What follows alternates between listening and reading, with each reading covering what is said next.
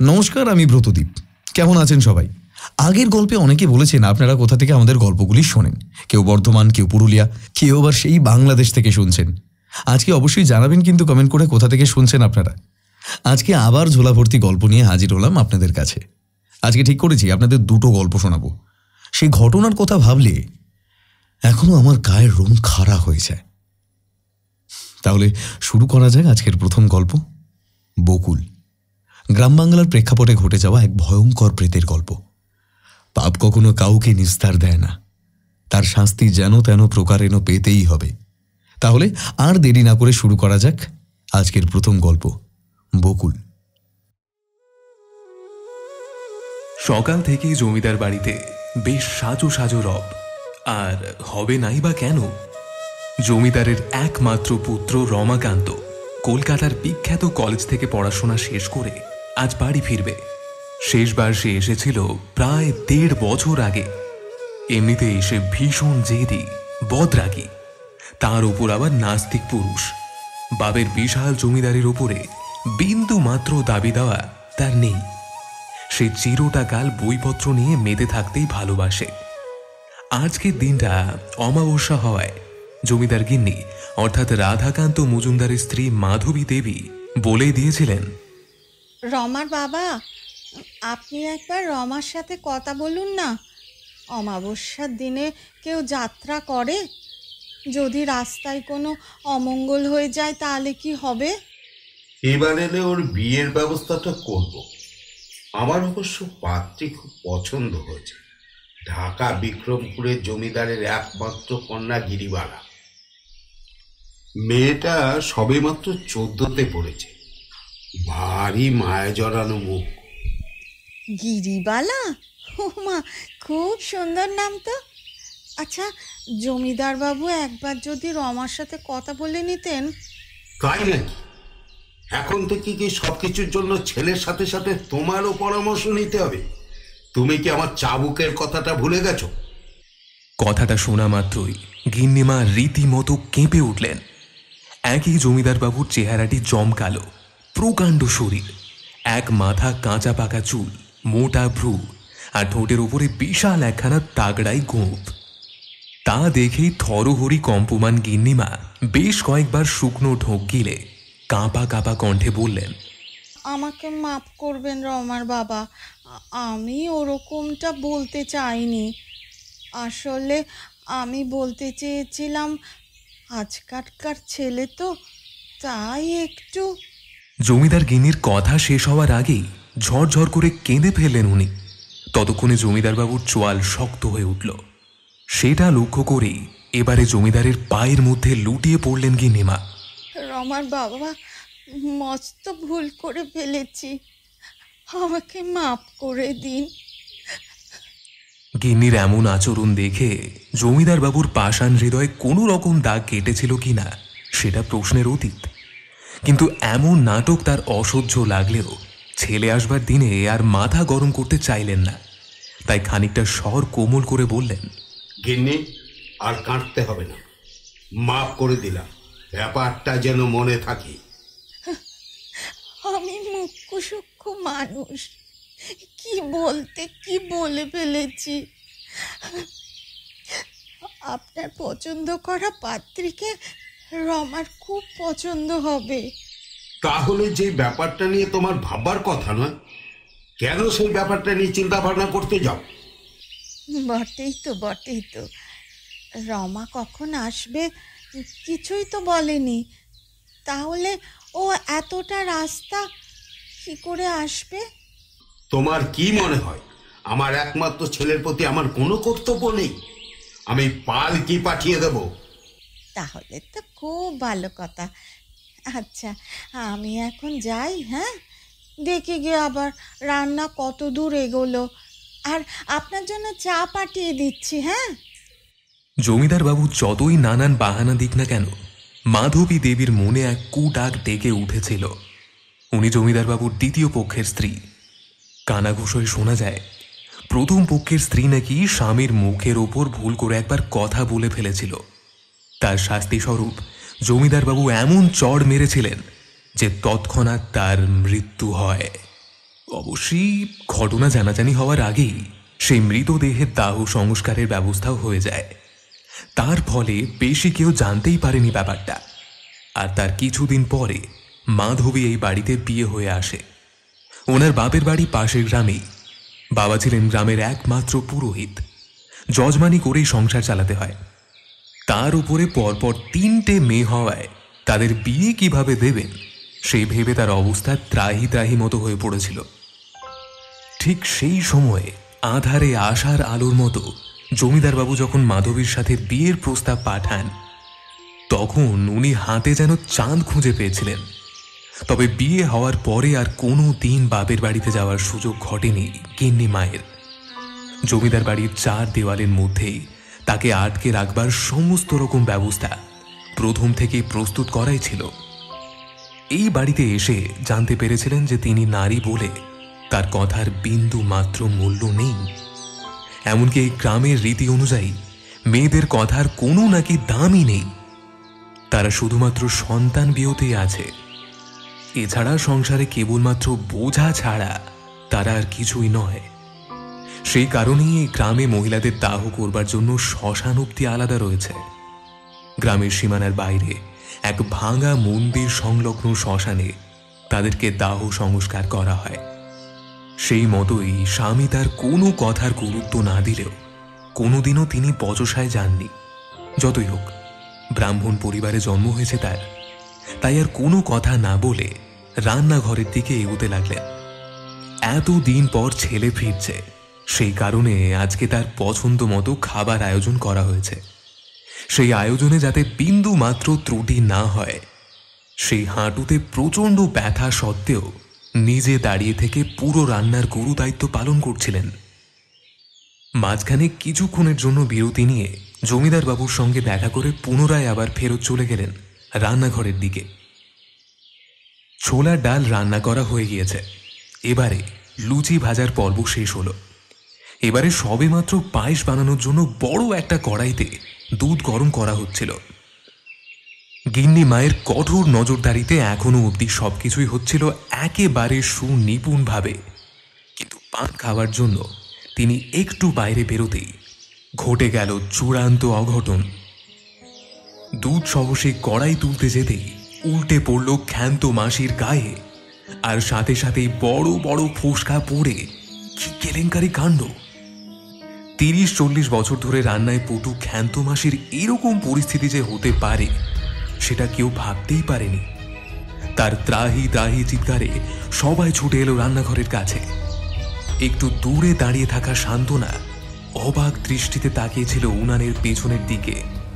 সেদিকে চোখ পড়তেই বাকি সকলে দেখতে পেল উনানের পেছন থেকে একটা কুচকুচে কালো বেড়াল এক লাফে জানলা দিয়ে গলে পালিয়ে গেল। কিন্তু ততক্ষণে ক্ষান্ত মাসির শরীরে বিষের মতো জ্বালা শুরু হয়ে গিয়েছে। গিন্নি মায়ের আদেশে বাকি মেয়েরা কোনো রকমে তাকে তার ঘরে নিয়ে চলে গেল। এবার সেই বিড়ালটার দিকে তাকাতেই গিন্নিমা চমকে উঠলেন।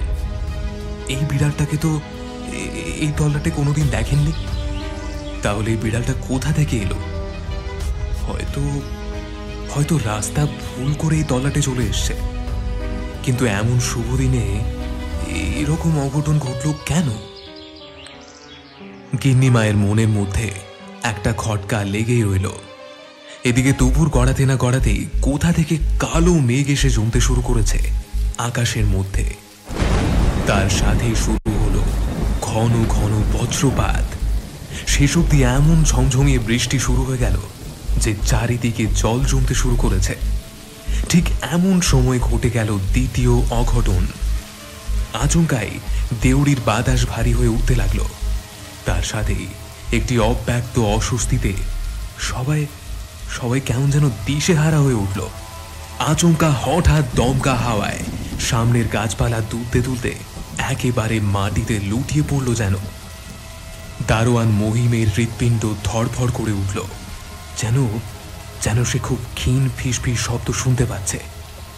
এবারে সে তার নিজের 2 হাতের তালু ঘষতে শুরু করে দিল পাগলের মতো। কোথা থেকে এক হিমশীতল হাওয়ার তীব্র বেগ সে অনুভব করল, যা তার হাড়ের মধ্যে ঢুকে পড়েছে। প্রতিটি মুহূর্তের সাথে পরিবেশটি আরো শ্বাসরুদ্ধকর হয়ে উঠল এবং ভয়ের অনুভূতি তার উপর আছড়ে পড়তে লাগলো। সে সেই অনুভূতিটিকে ছেড়ে ফেলার চেষ্টা করছিল। মহিম ভেবেছিল যে এটি নিছক কল্পনা মাত্র, এই বলে সে উড়িয়ে দিয়েছিল। কিন্তু শেষ রক্ষা হলো না। ধীরে ধীরে তার অসহায়ত্বের সুযোগ নিয়ে একটা অপ্রতিরোধ্য অনুভূতি তাকে গ্রাস করছিল, যেন এক অদৃশ্য শক্তি তার আত্মার চারপাশে তাকে আঁকড়ে ধরেছে। আচমকা তার মানসপটে বহু পুরনো স্মৃতি ভেসে উঠল। তার সাথে সে অনুভব করল একটি অপরিচিত উপস্থিতি তার চিন্তাকে আক্রমণ করছে। সে তার দৈহিক শক্তির সাহায্যে সেই অনুপ্রবেশকারীর বিরুদ্ধে লড়াই করছিল, কিন্তু অদৃশ্য শক্তির কাছে মানসিক যুদ্ধ নিরর্থক বলে মনে হয়েছিল। সে তার মনের মধ্যে একটি ভুতুড়ে কণ্ঠস্বর শুনতে পেল, তাকে তার ইচ্ছার প্রতি বশ্যতা স্বীকার করতে নির্দেশ দিচ্ছে। হঠাৎ মহিমের শরীর কিভাবে যেন অনিচ্ছাকৃতভাবে খিঁচুনি দিতে শুরু করেছে। সেই সঙ্গে তার চোখের মণিগুলো পুরোপুরি অদৃশ্য হয়ে গেল। অদৃশ্য কোনো জাদুকরের আঙ্গুলি হেলনে তার অঙ্গ প্রত্যঙ্গগুলি এবারে নাড়াচাড়া করতে শুরু করলো, ঠিক যেন পুতুল খেলা দেখানো হচ্ছে। ওর কণ্ঠস্বর পুরোপুরি পাল্টে গিয়ে কেমন একটা ঘর ঘর শব্দ করতে শুরু করেছে। সব কটাকে শেষ করে দেবো, কাউকে ছাড়বো না। মহিমের এমন গলা শুনে আশেপাশের বাকিরা বলতে শুরু করেছে, আরে এ মহিমদা, কি বলছো তুমি? এসব কাকে মারবে? উত্তর দেওয়ার আগেই আচমকাই সে কাঁপতে কাঁপতে পড়ে গেল মাটির মধ্যে। গেঞ্জি আর কাপড়ে কাদা ও রক্ত মাখা, ঠোঁট থেকে চিবুক পেয়ে ফোঁটা ফোঁটা রক্ত গড়িয়ে পড়ছে। অমন সন্ডা মার্কা লোক মাটিতে পড়ে যেতেই বাকি দারোয়ানরা সেদিকে যেতে চমকে উঠল। এ কি অবস্থা হয়েছে লোকটার? হাত পা কেমন যেন উল্টো দিকে বেঁকে গেছে। তার সাথে মুখটাকে কেউ যেন বিপরীত দিকে ঘুরিয়ে দিয়েছে। কিন্তু সেখানে তো ওই সময় আর বাইরের কেউ ছিল না। তাহলে লোকটার হলোটা কি? এমন কাণ্ড হয়ে যাওয়ার পরে সবাই যখন প্রচন্ড ভয়ে রীতিমতো কাঁপতে শুরু করেছে, তখন আবার দেখা গেল একটা কুচকুচে কালো বিড়াল একটু দূরে বসে তার জান্তব দৃষ্টি দিয়ে এদিকে তাকিয়ে রয়েছে। দারোয়ানদের মধ্যে এমন আতঙ্কের সৃষ্টি হলো যে তারা কিছুতেই বাড়ির বাইরে যেতে রাজি হলো না। এদিকে রমার আসবার সময় হয়ে আসতে লাগলো। অন্যদিকে কুসুমখালী গ্রামের স্টেশনে ট্রেনটা আসার কথা ছিল বেলা 2টোর সময়ে, কিন্তু রমাকান্তের কপালটা এতটাই খারাপ যে ট্রেন ছাড়তে ছাড়তেই আকাশ কালো হয়ে ঘোরতর দুর্যোগ শুরু হয়ে গেল। একদিকে অহরহ বজ্রপাত আর অন্যদিকে বৃষ্টির দাপটে রেল লাইন জুড়ে জল থই থই করতে শুরু করেছে। এমন দুর্যোগপূর্ণ পরিবেশে ট্রেন চালানোর সাহস পেল না গাড়ির চালক। গত সপ্তাহে নাকি এমন পরিবেশে ট্রেন চালাতে গিয়ে লাইন থেকে সরে গিয়ে সে কি বিপত্তি না ঘটেছিল। অমনি ইঞ্জিন বন্ধ করে দিতেই রেলের বগিতে জানলা বন্ধ অবস্থায় প্রায় দম বন্ধ হয়ে আসছিল রমাকান্তর। বারংবার পাঞ্জাবির পকেট থেকে রুমালখানা বের করে সে ঘাম মুছে চলেছে, কিন্তু সেই ঘাম মোছার কিছুক্ষণের মধ্যেই আবার স্বমহিমায় ফিরে আসছে সেই একই জায়গাতেই। এদিকে ট্রেনের মধ্যে পা রাখবার জো নেই। এক জায়গায় বসে থাকতে থাকতে কোমরের যন্ত্রণায় রীতিমতো অতিষ্ঠ হয়ে উঠল সে, কিন্তু উপায়ও তো নেই। বাইরে অঝোর ধারায় তখনও হয়ে চলেছে বৃষ্টির তাণ্ডব। সেই কারণে জানলা খোলাও সম্ভব হচ্ছে না। এরকম ভাবে কতক্ষণ যে ট্রেনটা দাঁড়িয়েছিল সেটা জানার মতো অবস্থায় সে ছিল না, কারণ ততক্ষণে ঘেমে নিয়ে একেবারে নাজেহাল হয়ে পড়েছিল। শেষে যখন ট্রেন চলতে শুরু করে তখন সে যেন হাঁপ ছেড়ে বাঁচল। প্রায় ঘন্টা 1.5 চলার পরে সেই ট্রেন যখন নিজের গ্রামের স্টেশনে এসে পৌঁছালো তখন সন্ধে 7টা। রমাকান্তর সঙ্গে আরও গোটা 3 লোকজন এখানেই নামল। এই প্রথমবারের জন্য স্টেশনে নেমে ওর মনের মধ্যে এক চাপা উত্তেজনা অনুভূত হতে লাগলো। ট্রেনটা যে এতখানি দেরি করে ফেলবে সেটা সে স্বপ্নেও ভাবেনি। একই প্রায় বছর খানিক পরে বাড়ি ফিরছে। তার উপর আবার আগে থেকে চিঠি দিয়ে তার আসবার কথা বাড়িতে জানিয়েছিল। কিন্তু এরকম ঝড়জলের পরিবেশে স্টেশনের বাইরে যে তার জন্য পাইক বরকন্দাজ সহ পালকি থাকবে, সেটা ভাবা একান্তই অমূলক। সুতরাং কি আর করার, কোনো রকমে নিজের জিনিস নিয়ে স্টেশনে নামতেই দেখতে পেল আবছা আলোকিত প্ল্যাটফর্মটি কয়েকটি গ্যাসবাতির আলোর ক্ষীণ আভায় ম্লান হয়ে রয়েছে। সে আলোর সুদীর্ঘ ছায়া পড়েছে কাঠের বেঞ্চের ওপরে। একদিকে পুরনো কাঠের গন্ধ, অন্যদিকে স্যাঁতস্যাঁতে বাতাসে ছিল রহস্যময় অনুভূতি। সেই আঁধারি আলোর মাঝখানেও শুনতে পেল কেউ যেন ওর নাম ধরে ডেকে উঠল, ছোটবাবু, ও ছোটবাবু। ডাকটা এবার স্পষ্ট শুনল রমা। দূর থেকে হওয়ায় ভেসে আসা শব্দের মতোই লাগলো ওর। তার নাম ধরে কেউ ডাকলো কি? খানিকক্ষণের জন্য থমকে দাঁড়িয়ে গেল। সেই ডাকের উৎসের দিকে বেশ কিছুক্ষণ চেয়ে থাকার পরে দেখতে পেল কেউ একজন যেন ওর দিকে হেঁটে আসছে। কাছে আসতেই চিনতে পারল এই স্টেশনের স্টেশন মাস্টার কার্তিক বাবু। 32 বাটি দাঁত বের করে 2 হাত কচলাতে কচলাতে বলতে শুরু করলো, আরে ছোটবাবু, কেমন আছেন আপনি? আরে কার্তিক বাবু যে, আমি ভালো আছি।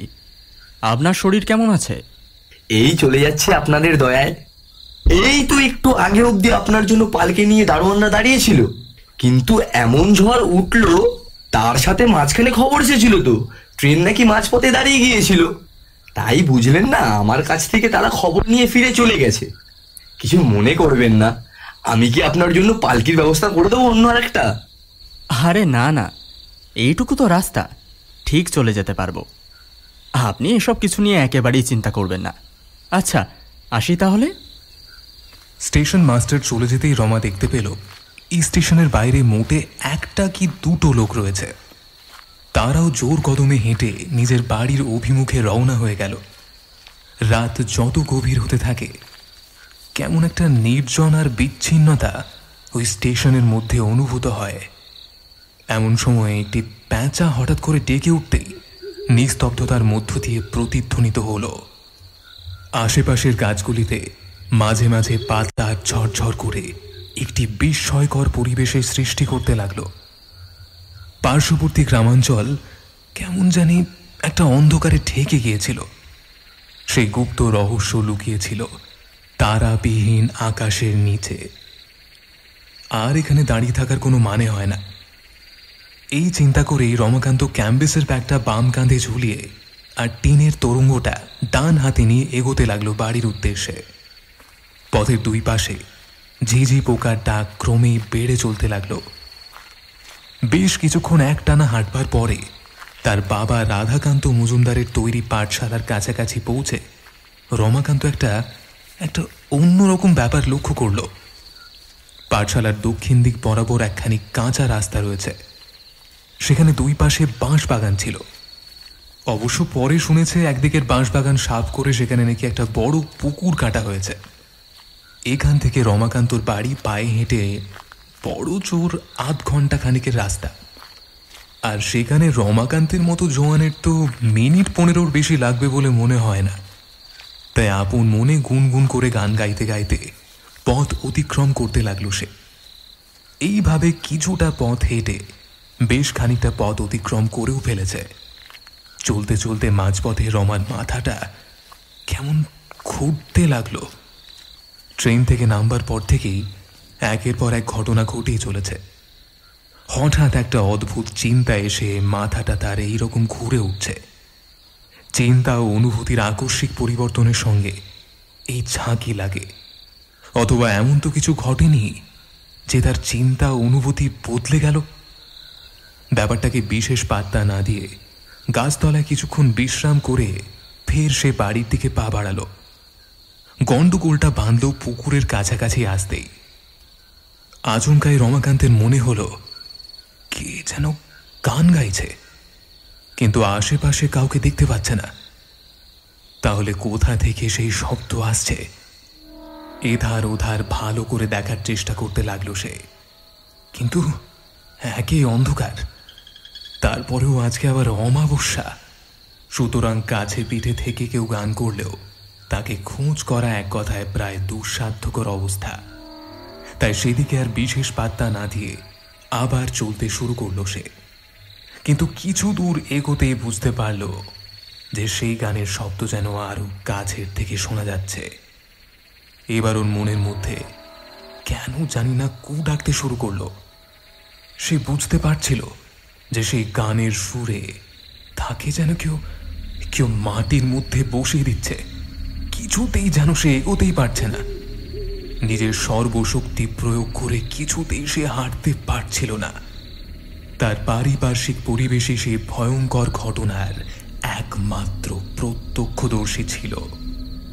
সে কোনো মতে পা টানতে টানতে এগিয়ে যেতে লাগলো নিজের বাড়ির উদ্দেশ্যে।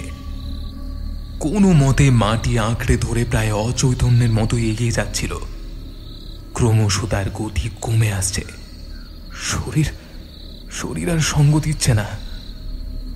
ঠিক যেমন করে কোনো অপদেবতার তাড়া খেলে ভয়ে দেহ অবশ হয়ে আসে, সেই রকম ভাবে রমাকান্তের শরীর নিঃসহায় হয়ে আসতে শুরু করেছে। আচমকা আকাশ জুড়ে বিদ্যুৎ চমকে উঠল, আর সেই এক ঝলকানি আলোতে দেখতে পেল পুকুর পাড়ে একটি যুবতী মেয়ে সেখানে বসে গুনগুন করে গান গাইছে। নিজের ওপরে রমাকান্তের এতটাই রাগ হয়ে গেল যে মনে মনে খান কত গালাগালও দিয়ে ফেলল সে। সামান্য একটা মেয়ের গান শুনে কি ভয়টাই না সে পেয়েছিল। এবার তার নজর পড়ল সেই মেয়েটার দিকে। অন্ধকারের জন্য খুব একটা ভালো করে দেখা না গেলেও যতটুকু বুঝতে পারল যে মেয়েটা জলের মধ্যে পা ডুবিয়ে বসে রয়েছে। এক রাশ এলো চুল তার মুখের ওপর রয়েছে, তাই বলে তার মুখটা ঠিক মতো দেখা যাচ্ছে না। অনেকক্ষণ ধরেই একটা পচা গন্ধ তার নাকে আসছিল। প্রথমে সেখান থেকে চলে যাবে ঠিক করেছিল সে, কিন্তু আচমকাই কি মনে করে সেই পচা গন্ধ উপেক্ষা করি সেখানে স্থানুর মতো দাঁড়িয়ে পড়ল। তারপরে মেয়েটার দিকে কিছুটা এগিয়ে প্রশ্ন করল, কে কে ওখানে? রমাকান্তের প্রশ্ন শুনে প্রথমবারের জন্য মেয়েটা গান থামালো। তারপরে ওর দিকে ফিরতেই রমাকান্তের চক্ষু চড়ক গাছ হয়ে যাওয়ার উপক্রম হলো। আচমকা আকাশ জুড়ে বিদ্যুৎ চমকে উঠল। সেই আলোতে দেখতে পেল মেয়েটার বয়স 16-17 বেশি হবে বলে মনে হয় না। চোখের মধ্যে কেমন জানি একটা মায়া জড়ানো রয়েছে। কিসের এক দুঃখ সেই চোখের মধ্যে মিশে রয়েছে। অমন টিকালো নাকওয়ালা মেয়ে সে কখনো দেখেছে বলে মনে হয় না। পরনের কাপড়খানি ভেজা, এখানে ওখানে গায়ে এঁটে গিয়েছে, লটপট করছে। গড়ন পাতলা হলেও স্বাস্থ্য তার খুব ভালো। সেই দেখে নিজের চোখকে কোনো রকমে সামলে নিল রমা। ততক্ষণে মেয়েটা অবহেলার সঙ্গে কাঁধে ফেলা ভিজে আঁচলটি নামিয়ে ধীরে ধীরে ভাঁজ খুলে আবার ভালো করে গায়ে জড়ালো। সেই দিক থেকে চোখ সরিয়ে নিয়ে আবার চেয়ে রইল মেয়েটার মুখের দিকে। হয়তো একেই বলে প্রথম দেখায় প্রেম। তাই নিজেকে কিছুতেই সংবরণ করতে না পেরে সে এগিয়ে গেল মেয়েটার দিকে। ওকে ওইভাবে সামনে আসতে দেখেও মেয়েটার কোনো প্রকার ভাবান্তর হলো না। সেই পচা গন্ধটা তীব্রতর হলেও রমার বিশেষ কিছু পরিবর্তন হলো না। সে আবার প্রশ্ন করল, কে তুমি? এত রাতে এখানে কি করছো? ওর প্রশ্ন শুনে মেয়েটা বেশ কিছুক্ষণ স্থির দৃষ্টিতে চেয়ে রইল। তারপর ধীরে ধীরে উত্তর দিল, আমি বকুল, এখানেই থাকি। এবারে রমাকান্তের চমকে যাওয়ার পালা। এখানে থাকি মানে? এই গ্রামে থাকো? হ্যাঁ, এই গ্রামে। বকুলের কথা শেষ হওয়ার আগেই রমাকান্ত নিজের বাক্স প্যাটরা কখন যে মাটিতে নামিয়ে ফেলেছে সে তার খেয়াল নেই। তারপরে প্রায় তড়িৎ গতিতে মাঝখানে বেশ খানিকটা জায়গা রেখে সেও বসে পড়ল পুকুর পাড়ে। বেশ বেশ, আমি রমাকান্ত মজুমদার, বাবার নাম রাধাকান্ত মজুমদার। এই গ্রামেই নিবাস। অবশ্য পড়াশোনার সূত্রে প্রায় সময় বাইরে থাকতে হয়। এবারে নিজের ব্যবসা করব বলে সিদ্ধান্ত নিয়েছি। প্রথম প্রেমের বশবর্তী হয়ে আনন্দের আতিশয্যে এসে যে একটু বেশি বাড়াবাড়ি করেছে সেটা ওর মাথাতেই নেই। রমার কথায় বকুল শুধুমাত্র উত্তর দিল, আচ্ছা। আচ্ছা, তোমার নামটা কি বললে যেন? বকুল। আচ্ছা বকুল, এখানে তো শুনেছি সাপের খুব উপদ্রব। এতক্ষণ বসে থেকে মশার কামড় খেতে হচ্ছে। মা মনসা না করুন সাপের কামড়ে যেন মরতে না হয় এবার। বালাই ষাট, আপনি মরতে যাবেন কেন? কিন্তু কি যে করি, আমার যে অন্য কোথাও যাওয়ার উপায় নেই। বকুল, তোমার কোথাও থাকবার জায়গা নেই কেন? বাড়িতে কি ঝগড়া হয়েছে? না। রমাকান্ত হঠাৎ করে উত্তেজিত হয়ে বলল, দেখো, তুমি যদি বলো তাহলে তোমার বাড়ি গিয়ে কথা বলে আসতে পারি। কথা বলতে চাইলেই কি আর কথা বলা যায় তাদের সাথে? তোমার এই হেঁয়ালি কথা তো কিছুই বুঝতে পারছি না। একই রাত বিরেতে পুকুরের ধারে বসে আছো, যদি কোনো বিপদ টিপদ হয়ে যায় তখন কি হবে? লোকে আমার আর কি ক্ষতি করবে? ক্ষতি করবে কেন? কি হয়েছে আমাকে একবার বলো, আমি নিশ্চয়ই এর কিছু একটা বিহিত করব। এখন অনেক রাত হয়ে গিয়েছে, আপনি বরং বাড়ি ফিরে যান, সবাই অপেক্ষা করছে। কিন্তু তোমাকে এইভাবে ফেলে রেখে কিছুতেই যেতে ইচ্ছা করছে না যে। কিচ্ছুটি চিন্তা করবেন না, আবার আমাদের দেখা হবে। আপনি ঠিক এই সময়েই এখানে এলে নিশ্চয়ই আমার দেখা পাবেন। আসবো মানে? আলবাত আসবো, মায়েরই বলছি, এই মাঘ কালীর দিব্যি। মন করে কি? রমাকান্তের কথা মুখে রয়ে গেল। ওর না বলা কথা বুঝতে পেরে বকুল বলে ওঠে, মন কি করে বললেন না তো? বলতে তো অনেক কিছুই চাই, কিন্তু আজকে না, কালকে বলবো।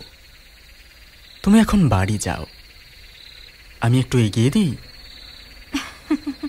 আপনি যান, বাড়িতে আপনার জন্য সবাই অপেক্ষা করছে। বকুলকে ওখানে ওইভাবে ফেলে আসতে আসতে রমাকান্তের মন একেবারে খান খান হয়ে যাচ্ছিল। কিন্তু তার বাড়িতে মা অপেক্ষা করছে, তাকে এইভাবে উপেক্ষা করা কিছুতেই সম্ভব নয়। তাই একবার পেছন পানে চেয়ে দেখল বকুল স্থির দৃষ্টিতে পুকুরের জলের দিকে তাকিয়ে রয়েছে। পা চালিয়ে বাড়ি ফিরতেই দেখতে পেল দেউড়ির সামনে জটলা রয়েছে। সেদিকে বিন্দু মাত্র কর্ণপাত না করে শটান বাড়ির ভিতরে ঢুকতেই দেখতে পেল জমিদারবাবু ইজি চেয়ারে বসে আছেন, আর তার পাশে রাখা গড়গড়া থেকে মাঝে মাঝে নেশা করে চলেছেন। তার মুখমণ্ডলের মধ্যে বিশেষ চিন্তার ভাঁজ না থাকলেও কপালে একটা বড় সড়ো ভাঁজ পড়েছে। ওকে দেখে জমিদারবাবু বলে উঠলেন, আরে রমা যে, এত দেরি হলো? ট্রেনটা খুব দেরি করেছে মনে হচ্ছে। তার হাতে ব্যাগপত্র মাটিতে নামিয়ে বাবাকে নমস্কার করে রমা বলল, কেমন আছেন বাবা? বেঁচে থাকো বাবা, আমি ভালো আছি। এত দেরি হলো যে? বৃষ্টির জন্য ট্রেন লাইনে জল জমে গিয়েছিল, তাই ট্রেন ছাড়তে অনেক দেরি হয়ে যায়। সেই কারণেই বেলা দুটো ট্রেন এখানে এসে পৌঁছায় 7টার সময়। ও, সেই কারণে স্টেশন মাস্টার বলেছিল আজকে নাকি গাড়ি আসবে না। ওকে যদি আমি ঘোল না খাইয়ে ছেড়েছি না, তাহলে আমার নাম রাধাকান্ত নয়। আপনি ওনাকে কিচ্ছুটি বলবেন না, বেচারা একই ভয়ে জবুথুবু হয়ে গিয়েছিল, ওনাকে রেহাই দেন। আচ্ছা বেশ, তোমার মা অনেকক্ষণ ধরে অপেক্ষা করছে, যাও অন্দরমহলে। বাবার কাছ থেকে বিদায় নিয়ে ব্যাগপত্র নিয়ে রমা রওনা দিল অন্দরমহলের উদ্দেশ্যে। বাড়িতে যে অমন দুইখানি অঘটন ঘটেছে তার বিন্দু মাত্র আঁচ পড়তে দেননি গিন্নিমা। এতদিন পরে ছেলেকে দেখতে পেয়ে ওনার খুশি যেন আর ধরে না। চেহারায় বাপের সাথে মিল থাকলেও চরিত্রের দিক থেকে মায়ের সাথে এত মিল বলেই হয়তো মাকে কাছে পেয়ে শিশুর মতো তাকে জড়িয়ে ধরল সে। ওর কপালে স্নেহের চুম্বন এঁকে দিয়ে গিন্নিমা বললেন, হ্যাঁ রে বাবু, এতদিনে তোর মাকে মনে পড়ল? কি যে বলো মা, তোমার কথা মনে পড়বে না? তাহলে এতদিন এলি না কেন? ওখানে পড়াশোনার চাপে খুব ব্যস্ত হয়ে পড়েছিলাম। এখন ভাবছি নিজের ব্যবসা করব। কলেজে এক স্যার আছেন, অবনীকান্ত শাসমল। উনি বলেছেন প্রকাশনী সংস্থা করবার জন্য, এতে নাকি খুব লাভ হয়। সেই বিষয়ে একটু খোঁজখবর করতে গিয়ে বিশেষ দেরি হয়ে গেল, নইলে আরও আগেই চলে আসতাম। তুই যদি ব্যবসা করতে চলে যাস তাহলে এত বড় জমিদারির কি হবে বাবা? তোর তো কোনো ভাইও নেই যে এই সম্পত্তির দেখাশোনা করবে।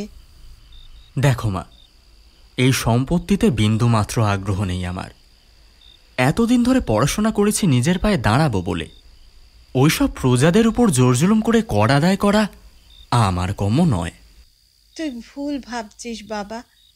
তোর বাবা কিন্তু নিপাট ভদ্রলোক। প্রজারা তার কাছে এসে একবার আবেদন করলেই উনি তাদের কর মাফ করে দেন। কই, তারপরে তো কোনো দিন তাদেরকে আসতে দেখিনি। নিশ্চয়ই তাদের সমস্যার সমাধান হয়ে গেছে। যুক্তিতে তোমাকে হারানো চারটিখানি কথা না। আচ্ছা, এবার কিছু খেতে দেবে? বড্ড খিদে পেয়েছে যে। এই দেখেছো কাণ্ড, তোর সাথে কথা বলতে বলতে খাবারের কথা একদম ভুলেই গেছি। যা যা, চট করে হাত মুখটা ধুয়ে আয়, আমি ততক্ষণ খাবারের আয়োজন করে ফেলি। রমাকান্ত হাত মুখ ধুয়ে ফিরে আসতে আসতে দেখতে পেল খাবার পরিবেশন করা হয়ে গিয়েছে। একটা বড় কাঁসার থালায় গোটা বিশেক লুচি, ছোলার ডাল, মোহনভোগ, খানচারেক রসগোল্লা ও সাথে কাঁচাগোল্লাও রয়েছে। এইসব দেখে রমার তো চক্ষু চড়ক গাছ হয়ে গিয়েছে। কিন্তু গিন্নিমা সেদিকে বিন্দু মাত্র ভ্রুক্ষেপ না করে বলতে শুরু করলেন, শরীরটা দেখেছিস, একেবারে শুকিয়ে গেছে। হ্যাঁ রে, কলকাতায় কোনো কিছুই কি ভালো পাওয়া যায় না? হ্যাঁ, ওই কারণেই তো আজকে তোর পছন্দের সব খাবার রান্না করেছি। এত খাবার কখনো মানুষে একা খেতে পারে নাকি? কি যে বলো তুমি। একা খাওয়া যায় না মানেটা কি? হ্যাঁ, মানেটা কি? তোর বাবাই তো রোজ রাতে এতটা পরিমাণ খাবার একাই খেয়ে থাকেন। আর তার ছেলে হয়ে তোর এই অবস্থা কি করে হলো শুনি? ওনার মতো দশাশই চেহারা হলে আমিও এই এত খাবার নিমেষেই সাবার করে দিতাম। তার চেয়ে মা, তুমি বরং কিছু লুচি তুলে নাও। আচ্ছা, তুই খেতে তো শুরু কর বাবা, আমি নিশ্চয়ই তুলে নেব। খাওয়া দাওয়া শেষ করে রমা যখন উঠল ততক্ষণে পাতের সব কটি লুচি কিন্তু ঠিক শেষ হয়ে গিয়েছে। হাত মুখ ধুয়ে ফিরবার সময় ওর ভেতরটা বেশ আনচান করতে লাগলো। বকুলের ব্যাপারে তার মাকে না জানানো অবধি সেই আনচানটা কিছুতেই স্থিতিশীল হবে না, সেটা রমা খুব ভালো করেই জানে। কিন্তু মাকে কিভাবে বলবে সেটা সে কিছুতেই বুঝে উঠতে পারছিল না। ঠিক সেই সময় এক খেলি পান নিয়ে গিন্নিমা ওর ঘরের মধ্যে প্রবেশ করলেন। হ্যাঁ রে, রান্না কেমন হয়েছে? দারুণ হয়েছে। তোমার হাতের রান্নার কোনো তুলনা হয় না। তাই নাকি রে? তা বকুল মেয়েটা থাকে কোথায়? হ্যাঁ, এইবার চমকে যাওয়ার পালা রমার। যে ব্যাপারটা নিয়ে এতক্ষণ চিন্তা করে যাচ্ছিল কিভাবে মাকে বোঝাবে, সেই ব্যাপারে মা কিভাবে জানতে পারল? তাহলে কি আজকাল মায়েরও নানান দিকে গুপ্তচর রয়েছে? ব্যাপারটা চিন্তা করে রমার মুখটা হাঁ হয়ে গেল। গিন্নিমা সেদিকে তাকিয়ে একখানি হাসি দিয়ে বললেন, ছেলের মনের কথা বোঝার জন্য বিশেষ পড়াশোনা না করলেও চলে। তুই কি ভেবেছিস প্রেম করবি কিন্তু আমার কাছ থেকে লুকিয়ে যাবি? হ্যাঁ, এরকম কোনো ব্যাপার নয়। আজকেই প্রথমবারের জন্য ওর সাথে দেখা হলো। ছোলার ডাল দিয়ে নিজের পাতে বকুলের নাম নিয়ে কত কাটাকুটিটা কে খেলছিল? হ্যাঁ শুনি। এবারে লজ্জায় একেবারে কান লাল হয়ে গেল রমার। সে ভাবতেও পারেনি যে এইরকম একটা পরিস্থিতির মুখোমুখি তাকে হতে হবে। কোনো রকমে সে উত্তর দিল, না, মানে আসলে ওই আর কি। তা মেয়েটার বাড়ি কোথায় রে? হ্যাঁ, এই গ্রামেই। কিন্তু বাবা, তোকে আমার কিছু বলবার আছে। কি কথা মা, বলো না। তোর বাবা তোর বিয়ের ব্যাপারে এক জায়গায় কথা বলা শুরু করেছেন বাবা। কি, বাবা আমার বিয়ে ঠিক করে ফেলেছেন? তাও আবার আমাকে না জানিয়ে? আমি এক্ষুনি বাবার সাথে কথা বলতে চাই। একদম চুপ, কখনো বাবার কথার অবাধ্য হবি নে। তার চেয়ে আমাকে একটু সময় দে না, ওনাকে একবার বুঝিয়ে দেখি। আচ্ছা, অনেক রাত হয়ে গেছে, এবার শুয়ে পড় বাবা, এবার শুয়ে পড়। গিন্নিমা চলে যেতেই রমার চোখে ভেসে আসতে লাগলো বকুলের মায়া ভরা মুখটার কথা। অমন মেয়েকে পেয়ে হারানোর কথা সে স্বপ্নেও ভাবতে পারে না। যে গল্পের বইটা এনেছিল সেটাও ভুলে গিয়ে ওর মন জুড়ে চেয়ে রইল বকুলের কথা। ধীরে ধীরে কোথা থেকে একরাশ ঘুম এসে ভিড় করতে লাগলো। তখন কত রাত তা ঠিক জানা নেই। এমন সময় রমা দেখতে পেল ওর ওর বিছানার পাশেই শুয়ে রয়েছে বকুল। ওকে সেখানে দেখে রীতিমতো চমকে উঠেছে। ও এখানে কি করে এলো? এই সাধারণ প্রশ্নটা মাথার মধ্যে এসে হারিয়ে গেল বকুলকে কাছ থেকে দেখবার সুযোগ পেয়ে। হাতটা দিয়ে ধীরে ধীরে ওর মুখের ওপরে পড়ে থাকা চুলগুলো সরিয়ে দিতে দেখতে পেল বকুলের ভ্রু দুইখানি জোড়া। তার মায়া ভরা চোখ দুটো যেন কত দিন ধরে ওর অপেক্ষাতেই ছিল। তার টিকালো নাকখানি সৌন্দর্যকে আর একটু বেশি উস্কে দিয়েছে। ওষ্ঠযুগল এতটাই অপূর্ব যেন সত্য প্রস্ফুটিত দুইখানি ফুলের কুড়ি। বকুলের হাতকে নিজের বুকের ওপর চেপে ধরতেই এক অদ্ভুত প্রশান্তিতে ছেয়ে যেতে লাগলো রমার মনের মধ্যে। ভেলা ভাসিয়ে দুজনে স্বপ্নের সুখ সাগরে ভেসে যেতে লাগলো। ওদিকে রাধাকান্ত মজুমদারের পাশে শুয়ে গভীর নিদ্রায় মগ্ন হয়ে রয়েছেন গিন্নিমা। জমিদার বাবু কিছুতেই দারোয়ান মহিমের আকস্মিক মৃত্যুটাকে মেনে নিতে পারছিলেন না। বাকিদের কথা শুনে বুঝতে পারলেন যে এমন কোনো ঘটনা গোচরে অথবা অগোচরে ঘটে গিয়েছে যার ফলে পূর্বের কোনো পাপ আবার মাথা চাড়া দিয়ে উঠতে চলেছে। কিন্তু এমন ঘটনা হওয়া তো এমনটা তো কথা ছিল না। এর আগেও তো কত মানুষকে মেরে পৃথিবী থেকে নিশ্চিহ্ন করে দিয়েছেন, তখন তো সেরকম কিছুই হয়নি। তাহলে হঠাৎ করে কি এমন ঘটল? মনটা বারংবার খচখচ করতে লাগলো। এবার বিছানা ছেড়ে উঠে পড়লেন। জল খেতে গিয়ে দেখলেন যে শেষ হয়ে গিয়েছে।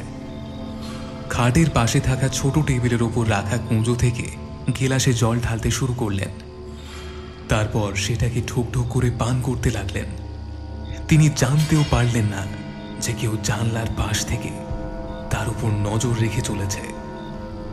এবারে সে জানলার কড়াদের মধ্যে গলে গিয়ে ঘরের মধ্যে প্রবেশ করল। নিজের পূর্ণাঙ্গ রূপ প্রকাশ না করে বায়বীয় রূপে অপেক্ষা করতে লাগল জমিদার বাবুর পরবর্তী পদক্ষেপের। জল খাওয়া শেষ করে গেলাসটা টেবিলের ওপর রেখে মুখটা গামছা দিয়ে মুছে ফেললেন। তারপরে আবার বিছানায় শুয়ে পড়লেন। সবে মাত্র তার চোখটা লেগে এসেছে এমন সময় শুনতে পেলেন খুব ক্ষীণ স্বরে একটি ডাক, বাবা।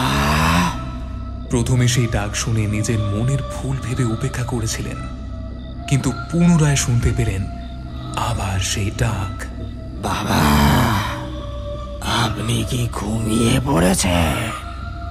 এবারের ডাকটা পূর্বের তুলনায় একটু জোরেই ছিল। সে কারণে উনি ঘুম ভেঙে ধড়মড় করে উঠে বসলেন। ঘুম ভাঙতেই চোখের সামনে এমন ভয়ঙ্কর দৃশ্য দেখবেন সেটা উনি কল্পনাও করতে পারেননি। তার সামনে দাঁড়িয়ে রয়েছে রমা।